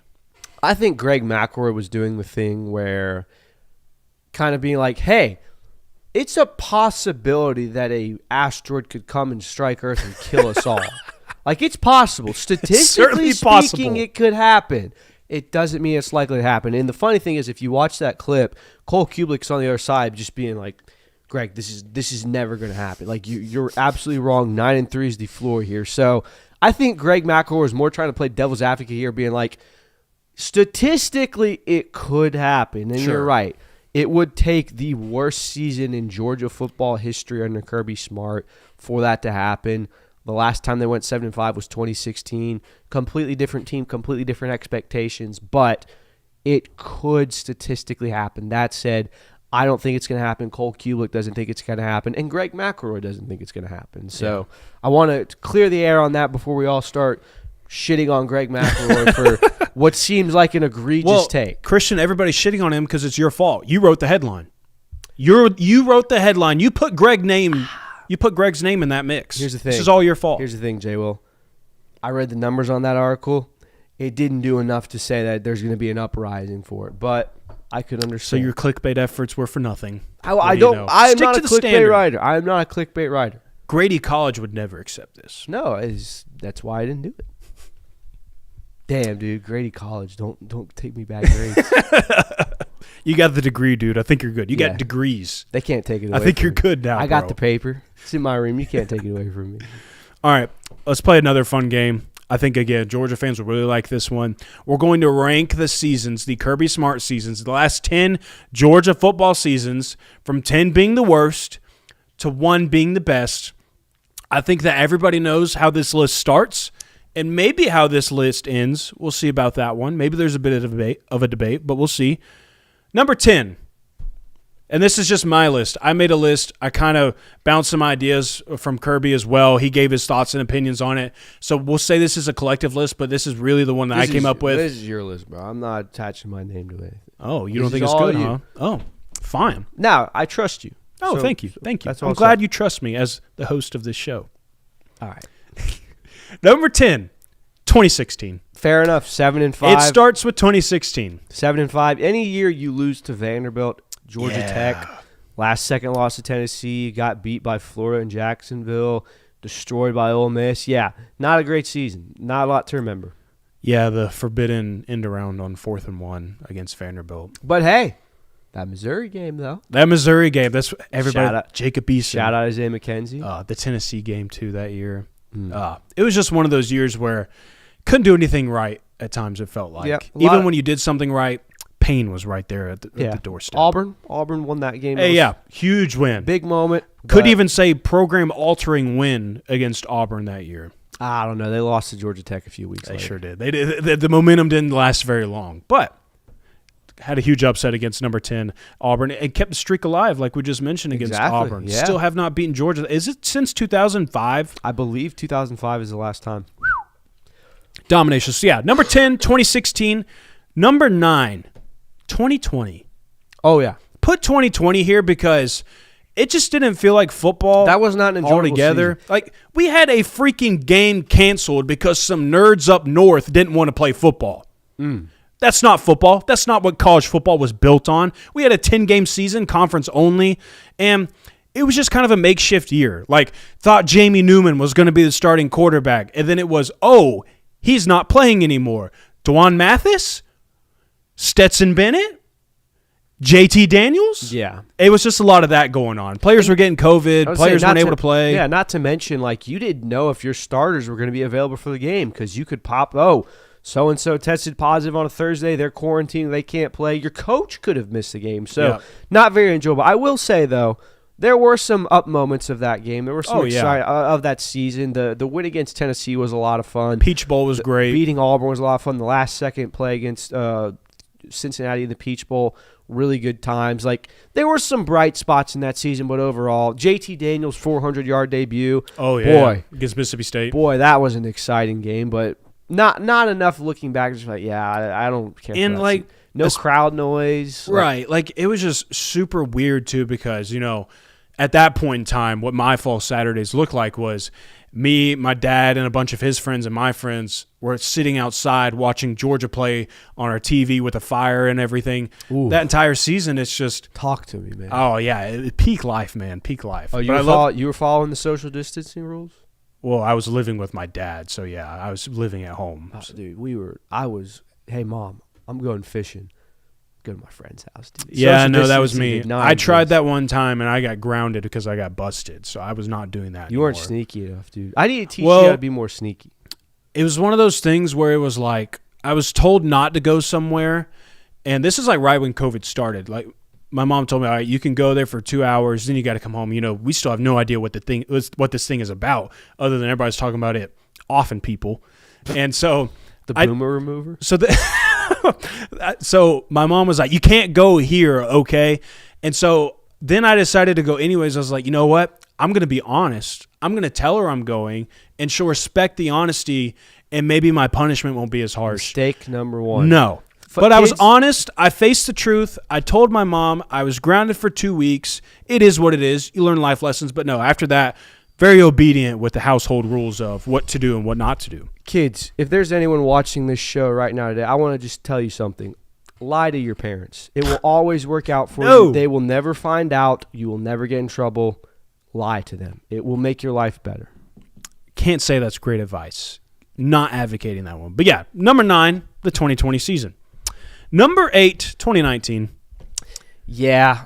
Just a very season. A very frustrating season. Yes. I feel like there's not a key moment that I can look back on in this game and be like, man, that was a great moment of that season. There's a lot of the 2019, the win against Tennessee and Knoxville was a lot of fun. Oh, yeah. There were some Notre Dame game was great. Yeah, the Auburn game was good, but it wasn't great. Like Yeah. there were some big moments there, but looking back at it, like Beat the crap out of Florida. Like that was probably the best, other than the Notre Dame game. well, you didn't beat the crap out of Florida that year. That was the year that Kyle Trask was really good, and you had to have the third down conversion to Eli Wolf. You're right. But like good moments, but there Right. was also like, disgusting game against Texas A&M. Absolute slop fest against Kentucky. The South Carolina game. Don't even get me started on that. And then obviously we all know you were a sacrificial lamb to the LSU Tigers that year. Yes, so you were. just not a year that you really felt great heading into. Yeah, it was one of those years where it's like, oh, we're going to the Sugar Bowl against Baylor. Typically something, especially during that time of college football, was something to be celebrated. Like this is the 14 playoff still. So making a New Year's Six Bowl, something that you should definitely be happy about. But it was one of those like, Sugar Bowl against Baylor. And, it was great because George Pickens had this massive game and everything. But it just felt like a year of wasn't at all what we had hoped for. It didn't look anything like what we had expected it to. Kirby Smart's lone win in 4 attempts in the Sugar Bowl. Yeah, that's true. And we're going to talk about another attempt in the Sugar Bowl at this one. Number 7, 2018. Good season. It's weird to think that 2018 is like the 7th ranked team Yeah. of the Kirby Smart because Yeah. that was a really It's a good season. That was a really good team. Like Jake Fromm was a sophomore. You got full-time DeAndre Swift. Brian Herring was good. Elijah Holyfield, 2,000-yard rushers on your roster. Like the defense, as usual, was very good. That was the DeAndre Baker Thorpe Award year. Like a lot of really, really good things to take back from that season. But looking back on it, I don't think fondly of many memories of that year. Is it bad to say that what I remember most from that season is the loss to LSU? I remember most the South Carolina game. The lead up to that was Debo Samuel. Okay, yeah, that's fair. And fair. DeAndre Baker locking him up. But other than that, it's kind of like there's a lot of good moments here, but they don't stick out in my brain for Georgia football. No, I agree history. with that one. 2018 season, while a very successful one, not one of the ones you really talk about a whole lot for sure. Number 6, 2024. Now, we debated a little bit on this one. I actually had 2024 a little lower initially, and then Kirby talked me up to move it up a couple of spots. But I just remember this being very frustrating. Yes. Very intense moments, a whole lot of stress. It just wasn't as enjoyable watching Georgia that season as it was in previous years. But then you reminded me, whole lot of good moments, whole lot of memorable wins that year. Whole lot of great moments. You put the absolute boot to ass, belt to ass, boot up ass, belt to ass. Either way, you beat the shit out of Texas in Austin. Your first trip there, they were the number 1 ranked team. 30-15 game, you jumped on from the minute word go. Beat them again in the SEC championship thanks to a Gunnar Stockton second half heroic. The Georgia Tech game is an all-time classic. Now, I know that's not necessarily a game that should have been close, but 8 overtime win, historic victory, massive moment there. So there were some, you beat the hell out of Clemson in the week 1, yeah. like absolutely embarrassed them. There are moments to take away from that 2024 season that make you go, okay, there's a lot of good here. Jalen Walker had the Butkus Award. Like, there was good moments. I think that looking back on it, and yes, it was extremely frustrating with the Carson Beck story, the storyline that was going on at that time, and the Lamborghini and the girlfriend, and he doesn't actually care about football, and obviously losing 2 regular season games, that's the most you've lost since 2016, I believe. So just a lot of frustration there. However, I think that there's plenty of moments that you can look back on in 2024 and say, all right, that was a good moment. Yeah, you got the introduction of Gunnar Stockton in the SEC title game. You beat Texas twice in that season. So despite the moments where it was, oh my gosh, I just want to pull my hair out and I don't want to watch this, man, there were so many times where that team fought back from deficits, came back and won when it seemed like the deck was stacked against them the entire time. So it comes in at number 6. All right, Fair. That's the 2024 season. Number 5, 2023. This is the era right after you ripped off back-to-back national titles. Carson Beck gets his introduction.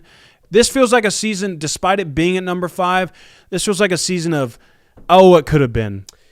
This was the first time also thinking like, this is a clear-cut step down from the national championship teams that we just saw the last 2 seasons. Like, and that's not a slight to that roster. There were still a handful of fantastic moments and fantastic players on that team, but flirting with disaster in Auburn, I get it, but at the same time, like 21 and 22, Georgia would have never.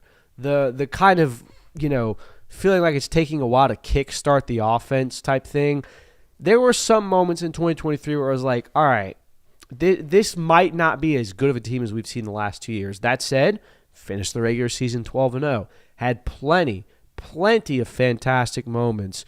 Beat the hell out of Ole Miss, a top 10 Ole Miss team. Like, lots and lots of really strong moments to take away from this season, despite the fact that it didn't end necessarily the way anyone thought it should have. No, I mean, the fact that you went undefeated in a regular season and you take a loss in a conference championship game and you're kept out of a playoff, and on top of that, Ladd McConkey was injured at the beginning of the year. He was injured at the end of the year. Brock Bowers has to have tightrope surgery. Yeah. He misses like 4 games.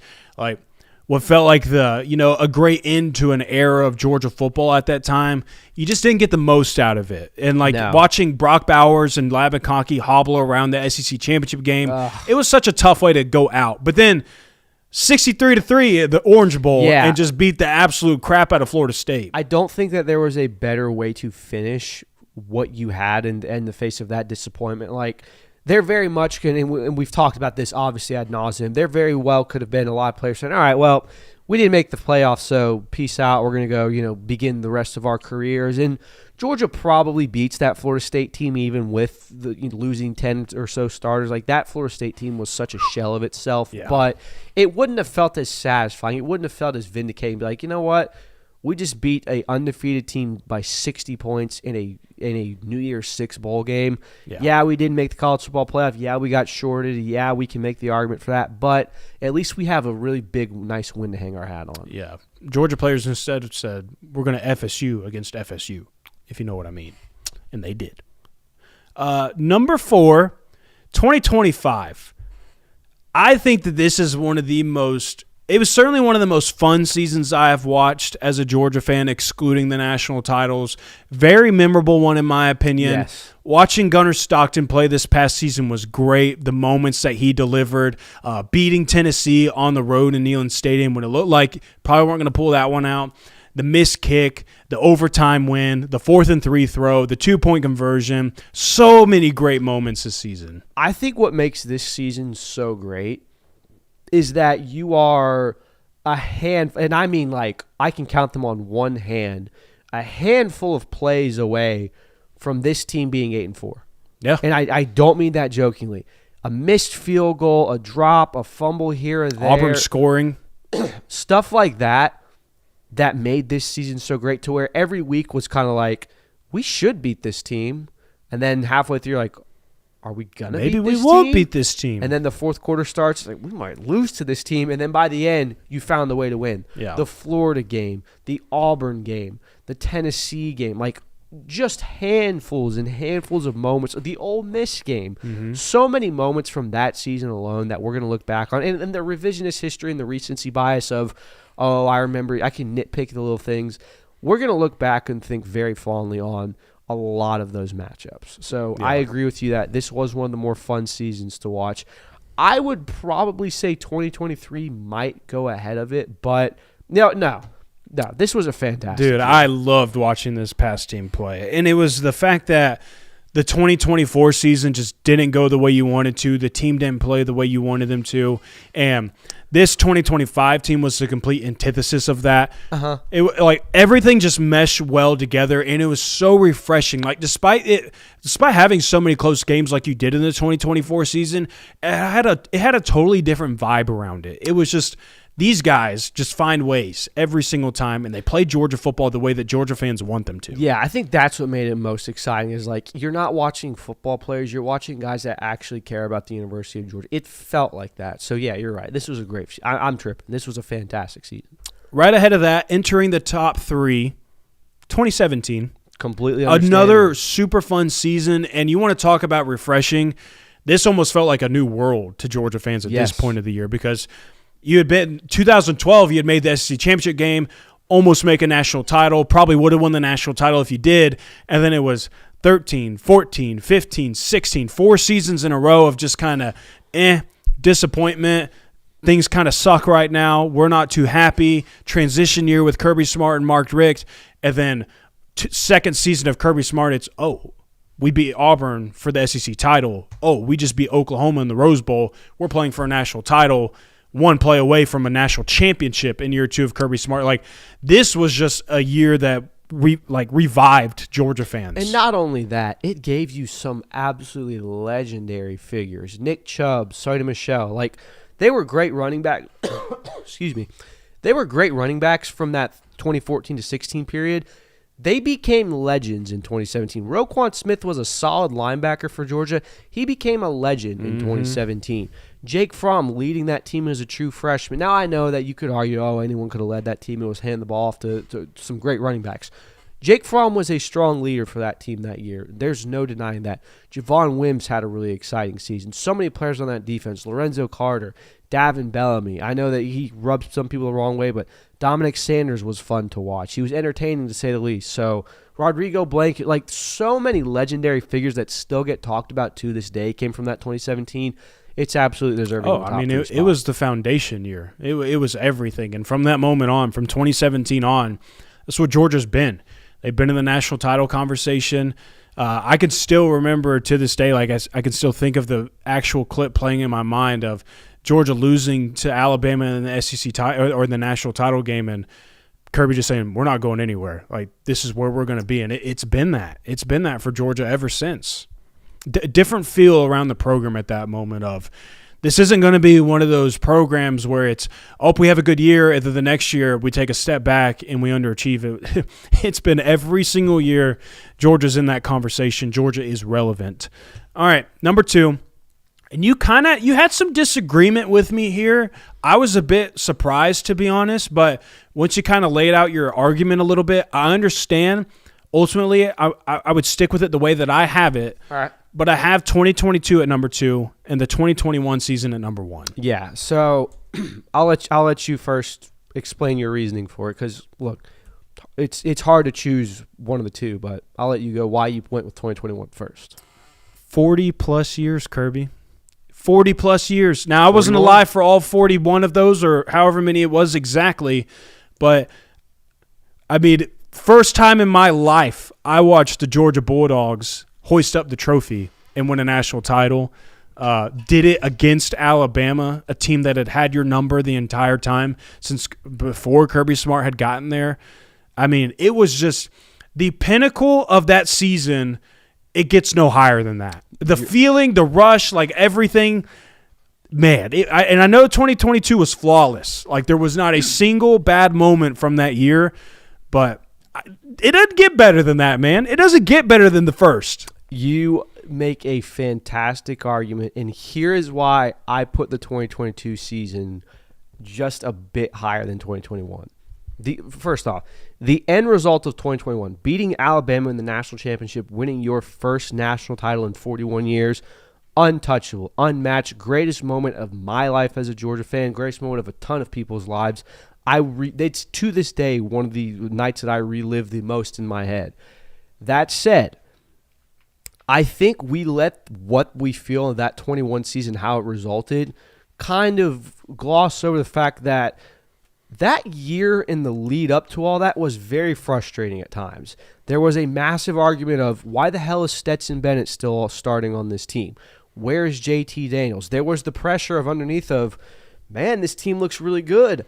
I wonder how they're going to find a way to mess it up. And then coming with that reality of losing to Alabama in the SEC championship and be like, man, it's the same old Georgia. We're never going to beat Alabama. And you did get that second chance, and you beat the hell out of Michigan in the playoff, and you obviously win the national title.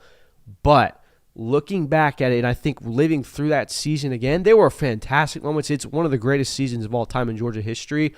But the 2022 season, in my opinion, was, oh, damn, we didn't take a step back. And coming in every Saturday and being like, all right, how are we going to beat this team? And even if there was some hard times, even if there was some struggles against Kentucky, against Missouri, you found ways to win. And you had some fantastic games because of it. Watching you hang 50 on LSU in the SEC championship, flawless. Watching you beat the Ohio State game, one of the best Georgia games in history, amazing. Beating TCU in the national title 65-7. I know the game was not that entertaining itself, but man, you are on such a high from winning that. And you're going, that 15-0 season, I think the 2022 season is a little bit higher, in my opinion. The 2022 moment, winning that first natty, untouchable. But the season as a whole, I don't know if it holds up to 2022, in my opinion. I hear you out. I certainly can see where you're coming from. And I agree. Watching the 2022 season was a whole lot of fun. I can't express to you how fun it was to just sit there as a fan and know we're just going to beat the hell out of them. It's the most stress-free enjoyment of football I've ever had, ever. Yeah. Like even coming in even in the 2021 season, it was like, oh man, Auburn, they're not great, but they could get us. And then, so-and-so's a good team, and we might have to, Florida's always a fight. Like that stress. 2022 was, bro.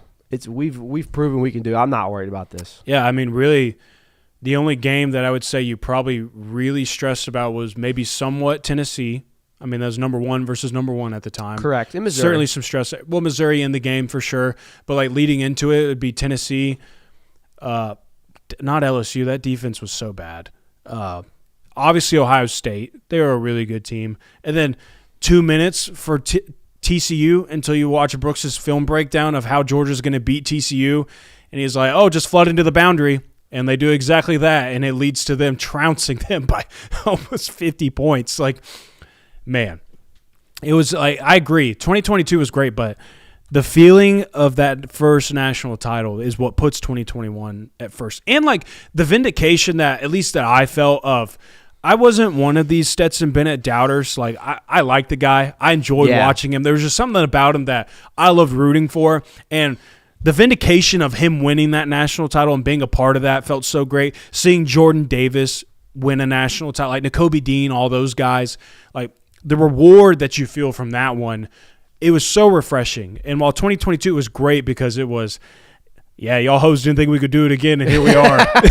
Like, that was awesome. Yeah, but 2021 is number 1. Y'all watch this shit real quick. We're going to hang up a 49 on Oregon. 15 draft picks.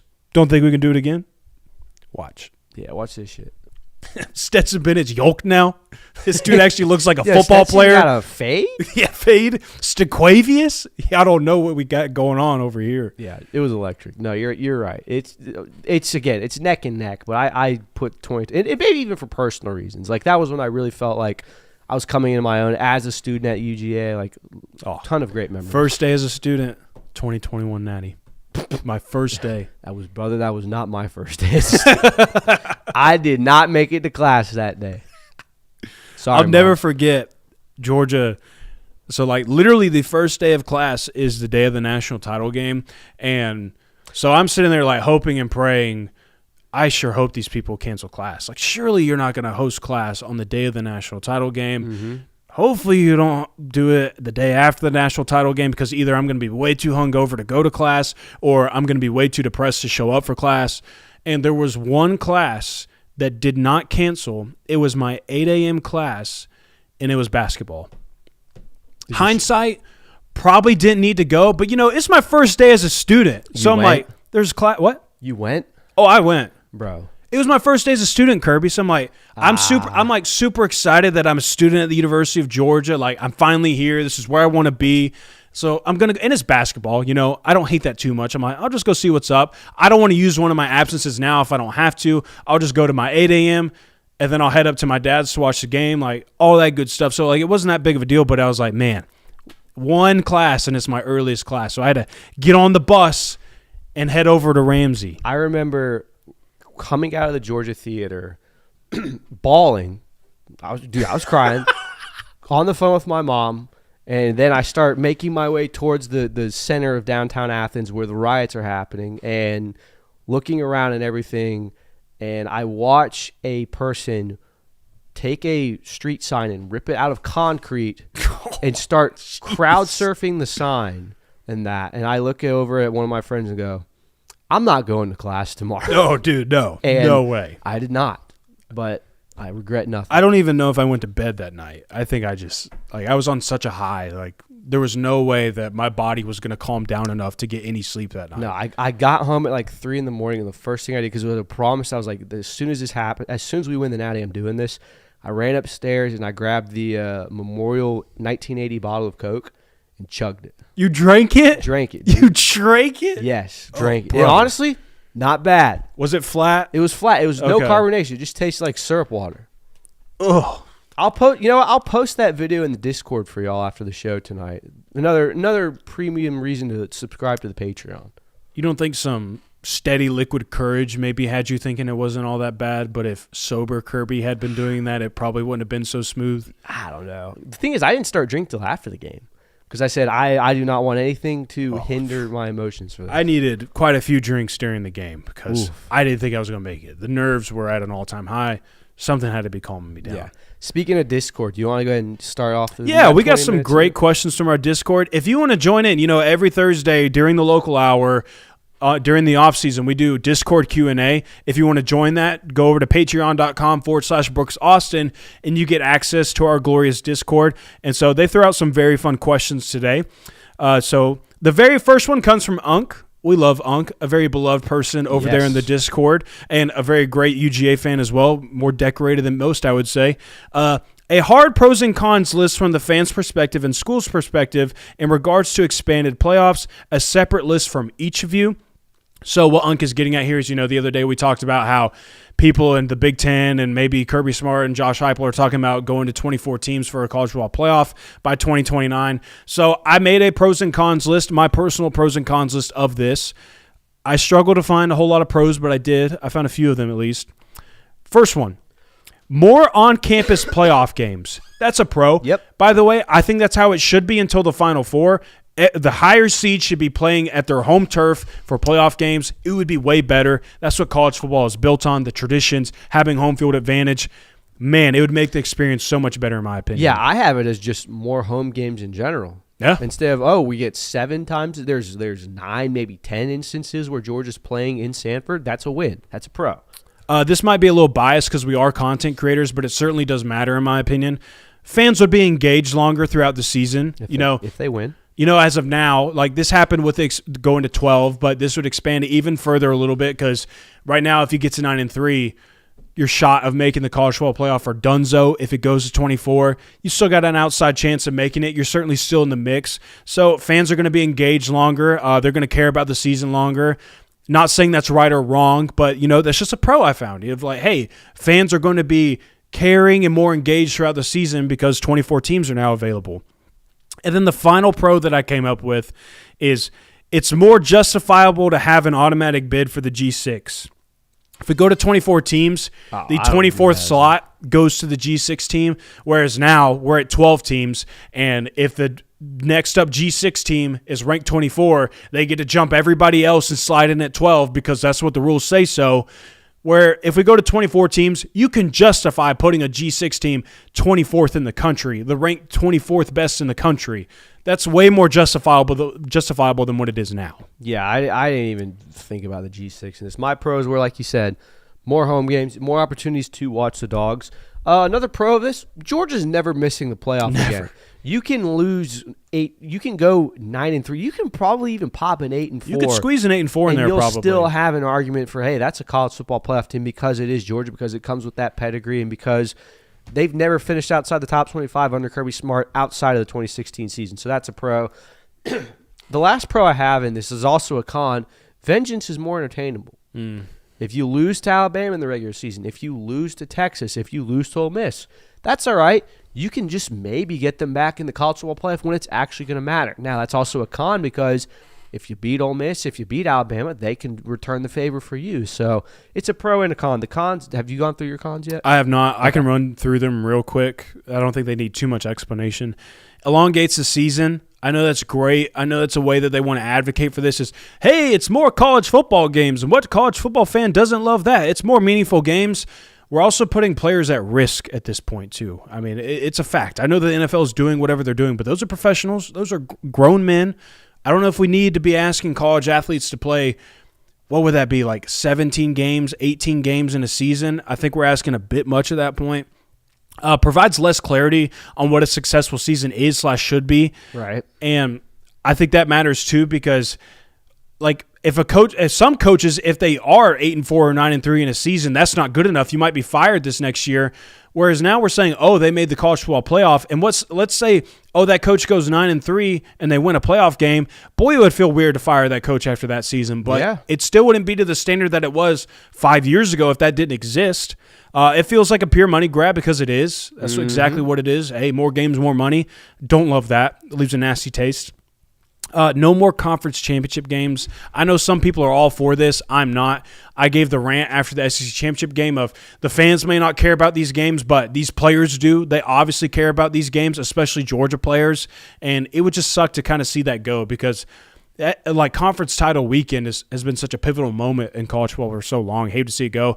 And then gets us further away from crowning a true champion.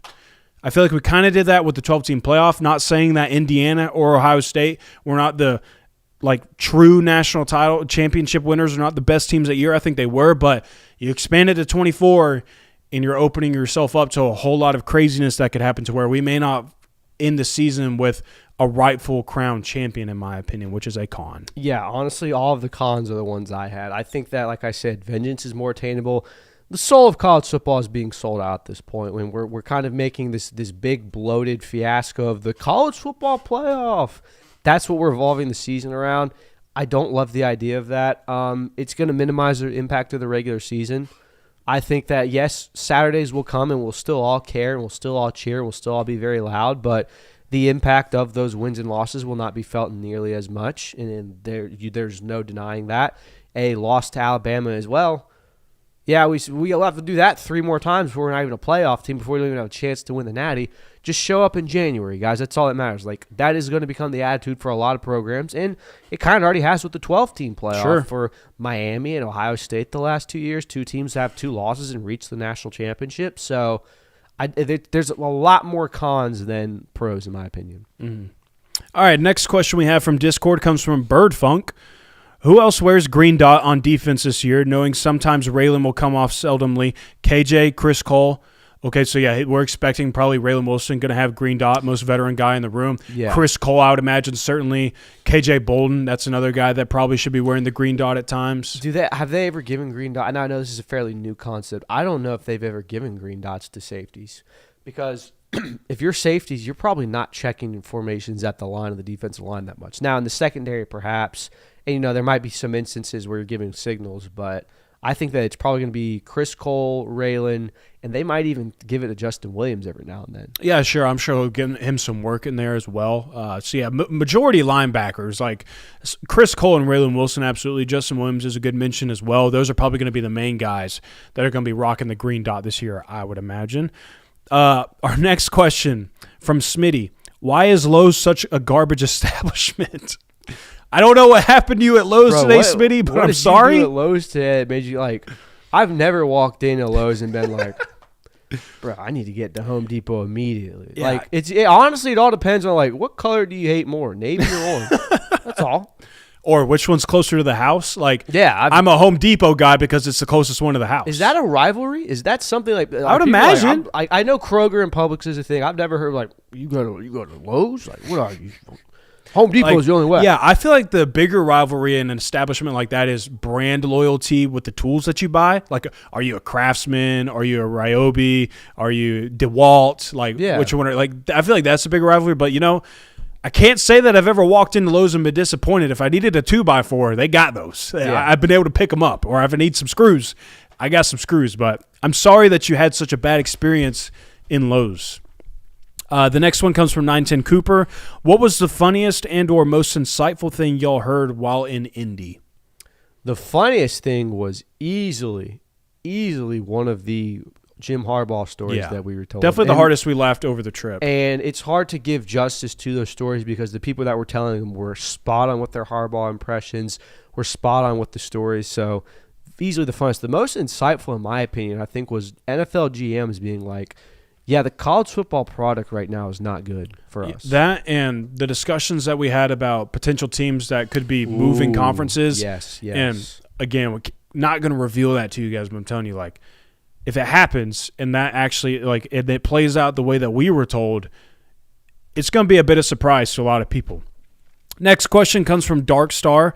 How does the Kentucky running back work his way into the lineup? That's obviously Dante Dowdell, who's coming from Kentucky, adding into the running back room. Great question, considering we know who Nate Frazier is. We know Chauncey Bowens is going to be right behind him. Where does Bo Walker fit into this mix? Where does Dante Dowdell fit into this mix? The way I've always learned that when you're kind of the third guy in the running back room is you have to make flash plays, and you have to earn more carries and take care of the football. The best way I think of this is DeAndre Swift in 2017. Nick Chubb and Sonny Michel were the feature backs, and if you're getting carries, you're not taking carries away from those guys. But we've got this freshman who keeps flashing and making plays after play after play, and he's taking care of the football. DeAndre Swift from the first 3 games of the season was not nearly as much of an impact as he was the last few games of the season. So if Dante Dowdell wants to be a more impactful runner in this team, make a few plays early, take care of the football, and continue to build upon those plays. I think it's why, honestly, we saw Dwight Phillips so much at the start of the year. He made a bunch of impactful plays. Now, he disappeared midway through the season. I don't know what that's about, but he kept making impactful plays and kept showing the flash, like, okay, this is a guy that's able to contribute. Yeah, show you can pass block. That'd be like best route, quickest way to playing time at running back. Like, we know that he can make electric plays, but prove that you can go pass block in crucial downs. You prove that you can pick up a blitzer. Those things will certainly get you onto the field, but I'm sure he'll be involved. I mean, to go and get a guy out of the portal like that, I would expect that he's going to be involved in the offense this coming year. All right, this comes from Sigma Film Guy, H Jacket 68. Why don't the 15 milligram pouches work for me anymore? But no, seriously, if the freshmen hit like they're supposed to, who is going to be our top 3 wide receivers this year? Wait, I need you to repeat the second. The 15 million, brother. Brother, he's getting those from Slovakia. I think it's time we spend a couple weeks in the woods. We might need to wean off of him for a little bit. Reset the dosage. You know what I'm saying? The detoxing period, if that's really what's happening. But what was the second question? Yeah, the tolerance is built up too much. We might need to be dialing it back a little bit. Become too strong. But if the freshmen hit like they're supposed to, who's going to be our top 3 wide receivers this year? Well, is he asking solely freshmen? Because I think, is he referencing 2025 freshmen? Because I do think that there's Jacoby White-Helton will be a absolutely impactful player this year. But C.J. Wiley is absolutely a name you need to circle. There's, Thomas Blackshear might be also one. Landon Rolled. I'll go with his Talon, C.J. and Landon. I would probably go Talon, London, and Sokovie.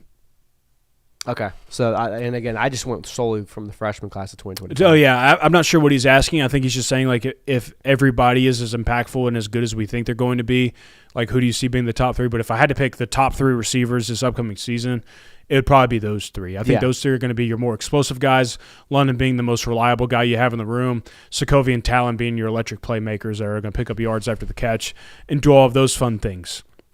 All right, this comes from Lil Nut. He's him. Oh, boy. Who are the projected first-rounders on the roster this upcoming year? Start it with Chris Cole. That seems like the one that NFL draft experts and NFL teams are going to love the most. There's so much to like from him there.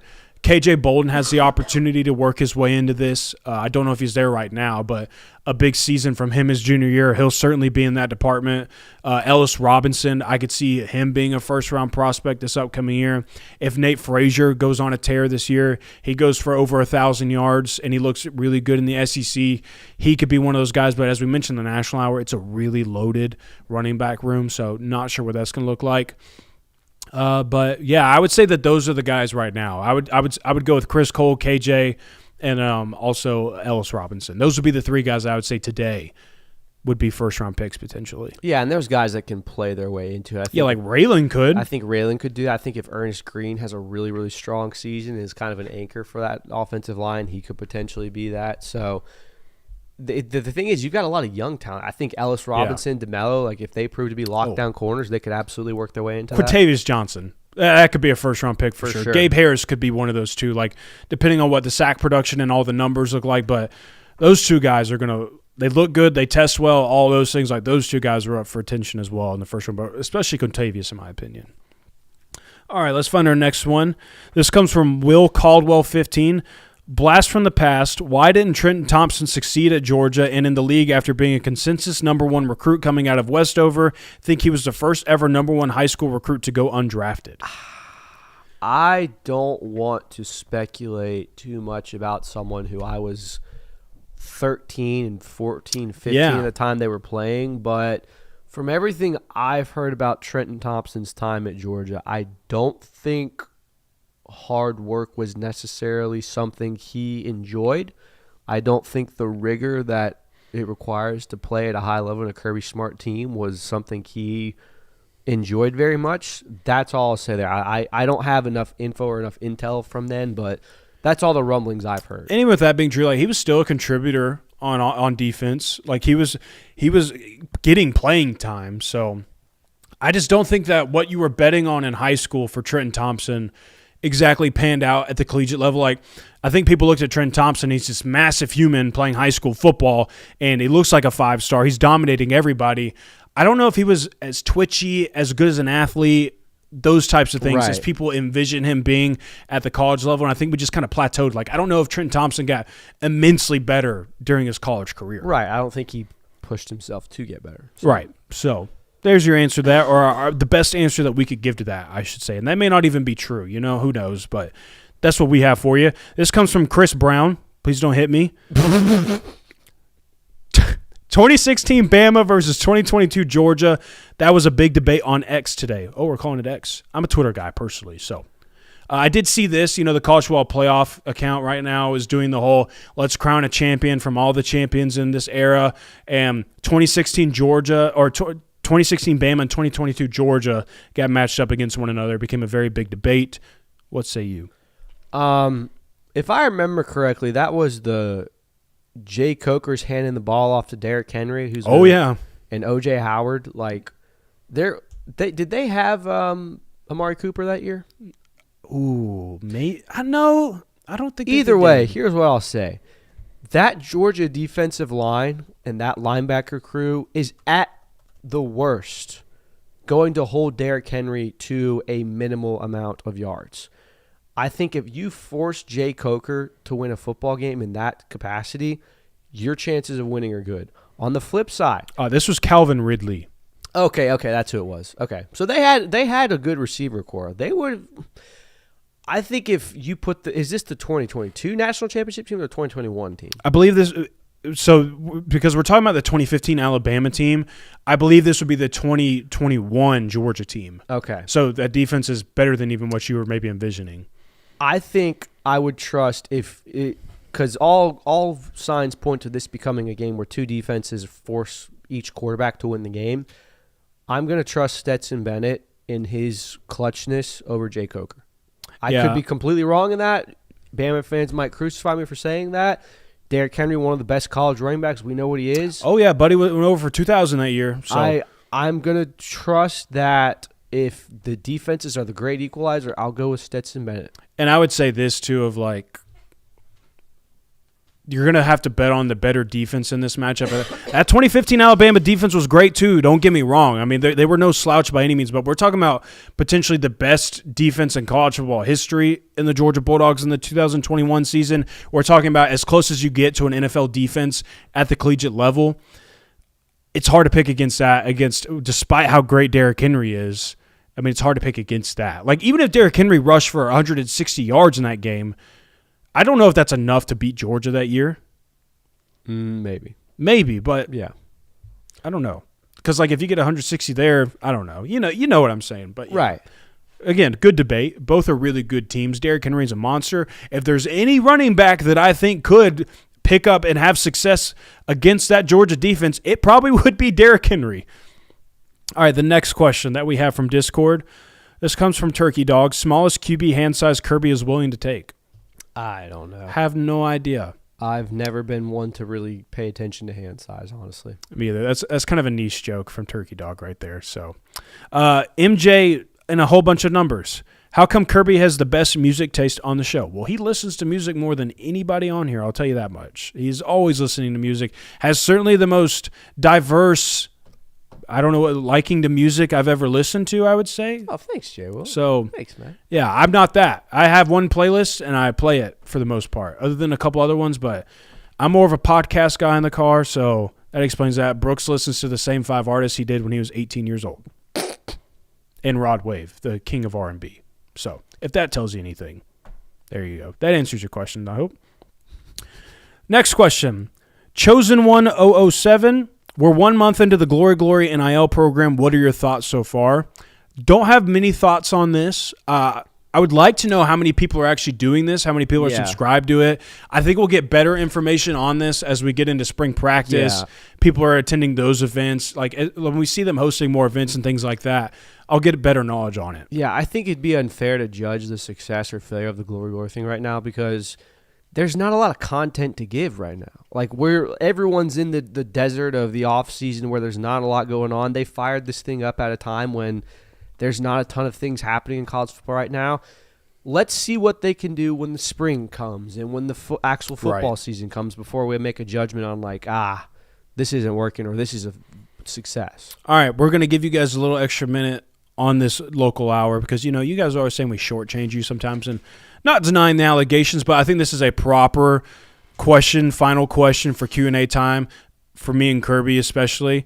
Top 5 restaurants in Athens. Oh, damn. Well, I would say De Palma's. Oh, man. But the downtown one closed. The best location. Easily the best location. Still decent Italian food, but the downtown one was all right, so it depends on what you're trying to – because I did see this question. I think he's taking his girlfriend out sometime. Say he wants some advice. It depends on what you're trying to do. If you're like, hey, if this is a new girlfriend, you're trying to go like a really nice restaurant, I recommend Porterhouse. It is also downtown. It is a very, very good steakhouse. Chuck's Fish is also a fantastic option. If you're trying to do I'm feeling more of a touristy vibe, I want to kind of get just be in a college restaurant – you can never go wrong with the Cali and Tito's. Both locations are solid. I know that, if you spend time in Athens, you'll kind of be like, it's Cali and Tito's. I don't really have entertainment for that. Solid options. What say you, JWill? I'll throw out a couple more. Chuck's Fish is a great one that I forgot to put on this list, but this is how I put my top 5. Now, this isn't just an Athens local restaurant, but the Athens location I've absolutely loved. Taqueria del Sol. It's one of my family and I. Chick-fil-A. Chick-fil-A. Cane's. No. Taqueria del Sol. It's right there on Prince Avenue. It's a good location. Great margaritas over there if you're into that sort of thing. Haven't had a bad taco over there ever. Number 4, if you want to do some brunch, you want to do some lunch, dinner, this plays at all games. Marker 7. Love Marker 7. I think Marker 7's a little overrated, but I haven't had anything bad there. I like it. Yeah. I think it's a great environment. I think they do a good job over there. Number 4 on my list. Cali and Tito's number 3. Won't ever miss. always hits the exact same every single time. I will agree that you probably get a little tired of it after you've been in Athens for a few years, but Cali and Tito's, every time I go a little while without having it, it smacks every single time.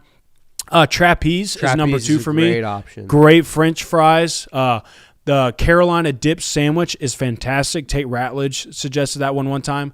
Really good, but might want to be close to a bathroom afterwards. I'm just going to lay that out there for you. Anything there is really good. But, yeah, the French fries, garlic aioli, really good. And then number 1, Sea Bear. Ooh. Love Sea Bear. Not an oysters fan, but I am, and if you are, seafood. Sea Bear is the place for you. So, yeah, there's my top 5. Let me give a couple more suggestions. If you're in the mood for like, hey, let's go watch whatever sports games are on and like have a sports bar feel, Paloma Park this time of year is fantastic. Their food is actually very, very underrated. It's downtown. It's a great option. Trapeze, like you said, is really good. Let me put you on game for the aftermath of whatever festivities you do Friday night, and this is only Friday night festivities. Wake up Saturday morning and go to Ad Drug. It's a little diner in 5 Points. It is the best hangover food ever. I think hamburgers there are like $2. I shit you not. $2.50 for like a burger. Dang. You can have a full meal, burger, fries. They serve milkshakes and walk out of there spending no more than $12. It is the now. That's a college man's best friend. Now it is not like fine dining. You're not going to be like, oh my god, this is the best place there. It's in the middle of a pharmacy. However, that is fantastic. Local 706 is also a really good restaurant. That's in 5 Points. Baddies, if you're just looking for a quick burger, really good. They're opening one up in Gainesville. I saw that actually. They've got 2 locations now. I would recommend, honestly, staying away from restaurants in Normaltown. Yeah. No. Ooh. I will say, though, and look, if you want a good, like, if you're ever craving a hot dog, you just want a hot dog, High-Low. High-Low in Normaltown is really good food, and they got all kinds of drinks. Or the Sanford Stadium Media Press Box. If you can find a way to get in there on game day, they got glizzies abound. So... shout out them. High-Low is a place I will go to in Normaltown. But, yeah, for the most part, you can kind of go without that. But, yeah, hopefully we gave you at least one that you and your girlfriend can agree on, and hopefully you have a good time, and hopefully it leads to another date. I hope so. Thank you guys for sticking with us, even though Brooks was not here. We appreciate you guys. Before you head out, make sure you like and subscribe if you haven't already. If you're listening to us on podcast, make sure you leave us a nice little 5-star review as it helps us out there. Thanks again. We'll see you all on Monday. Squint.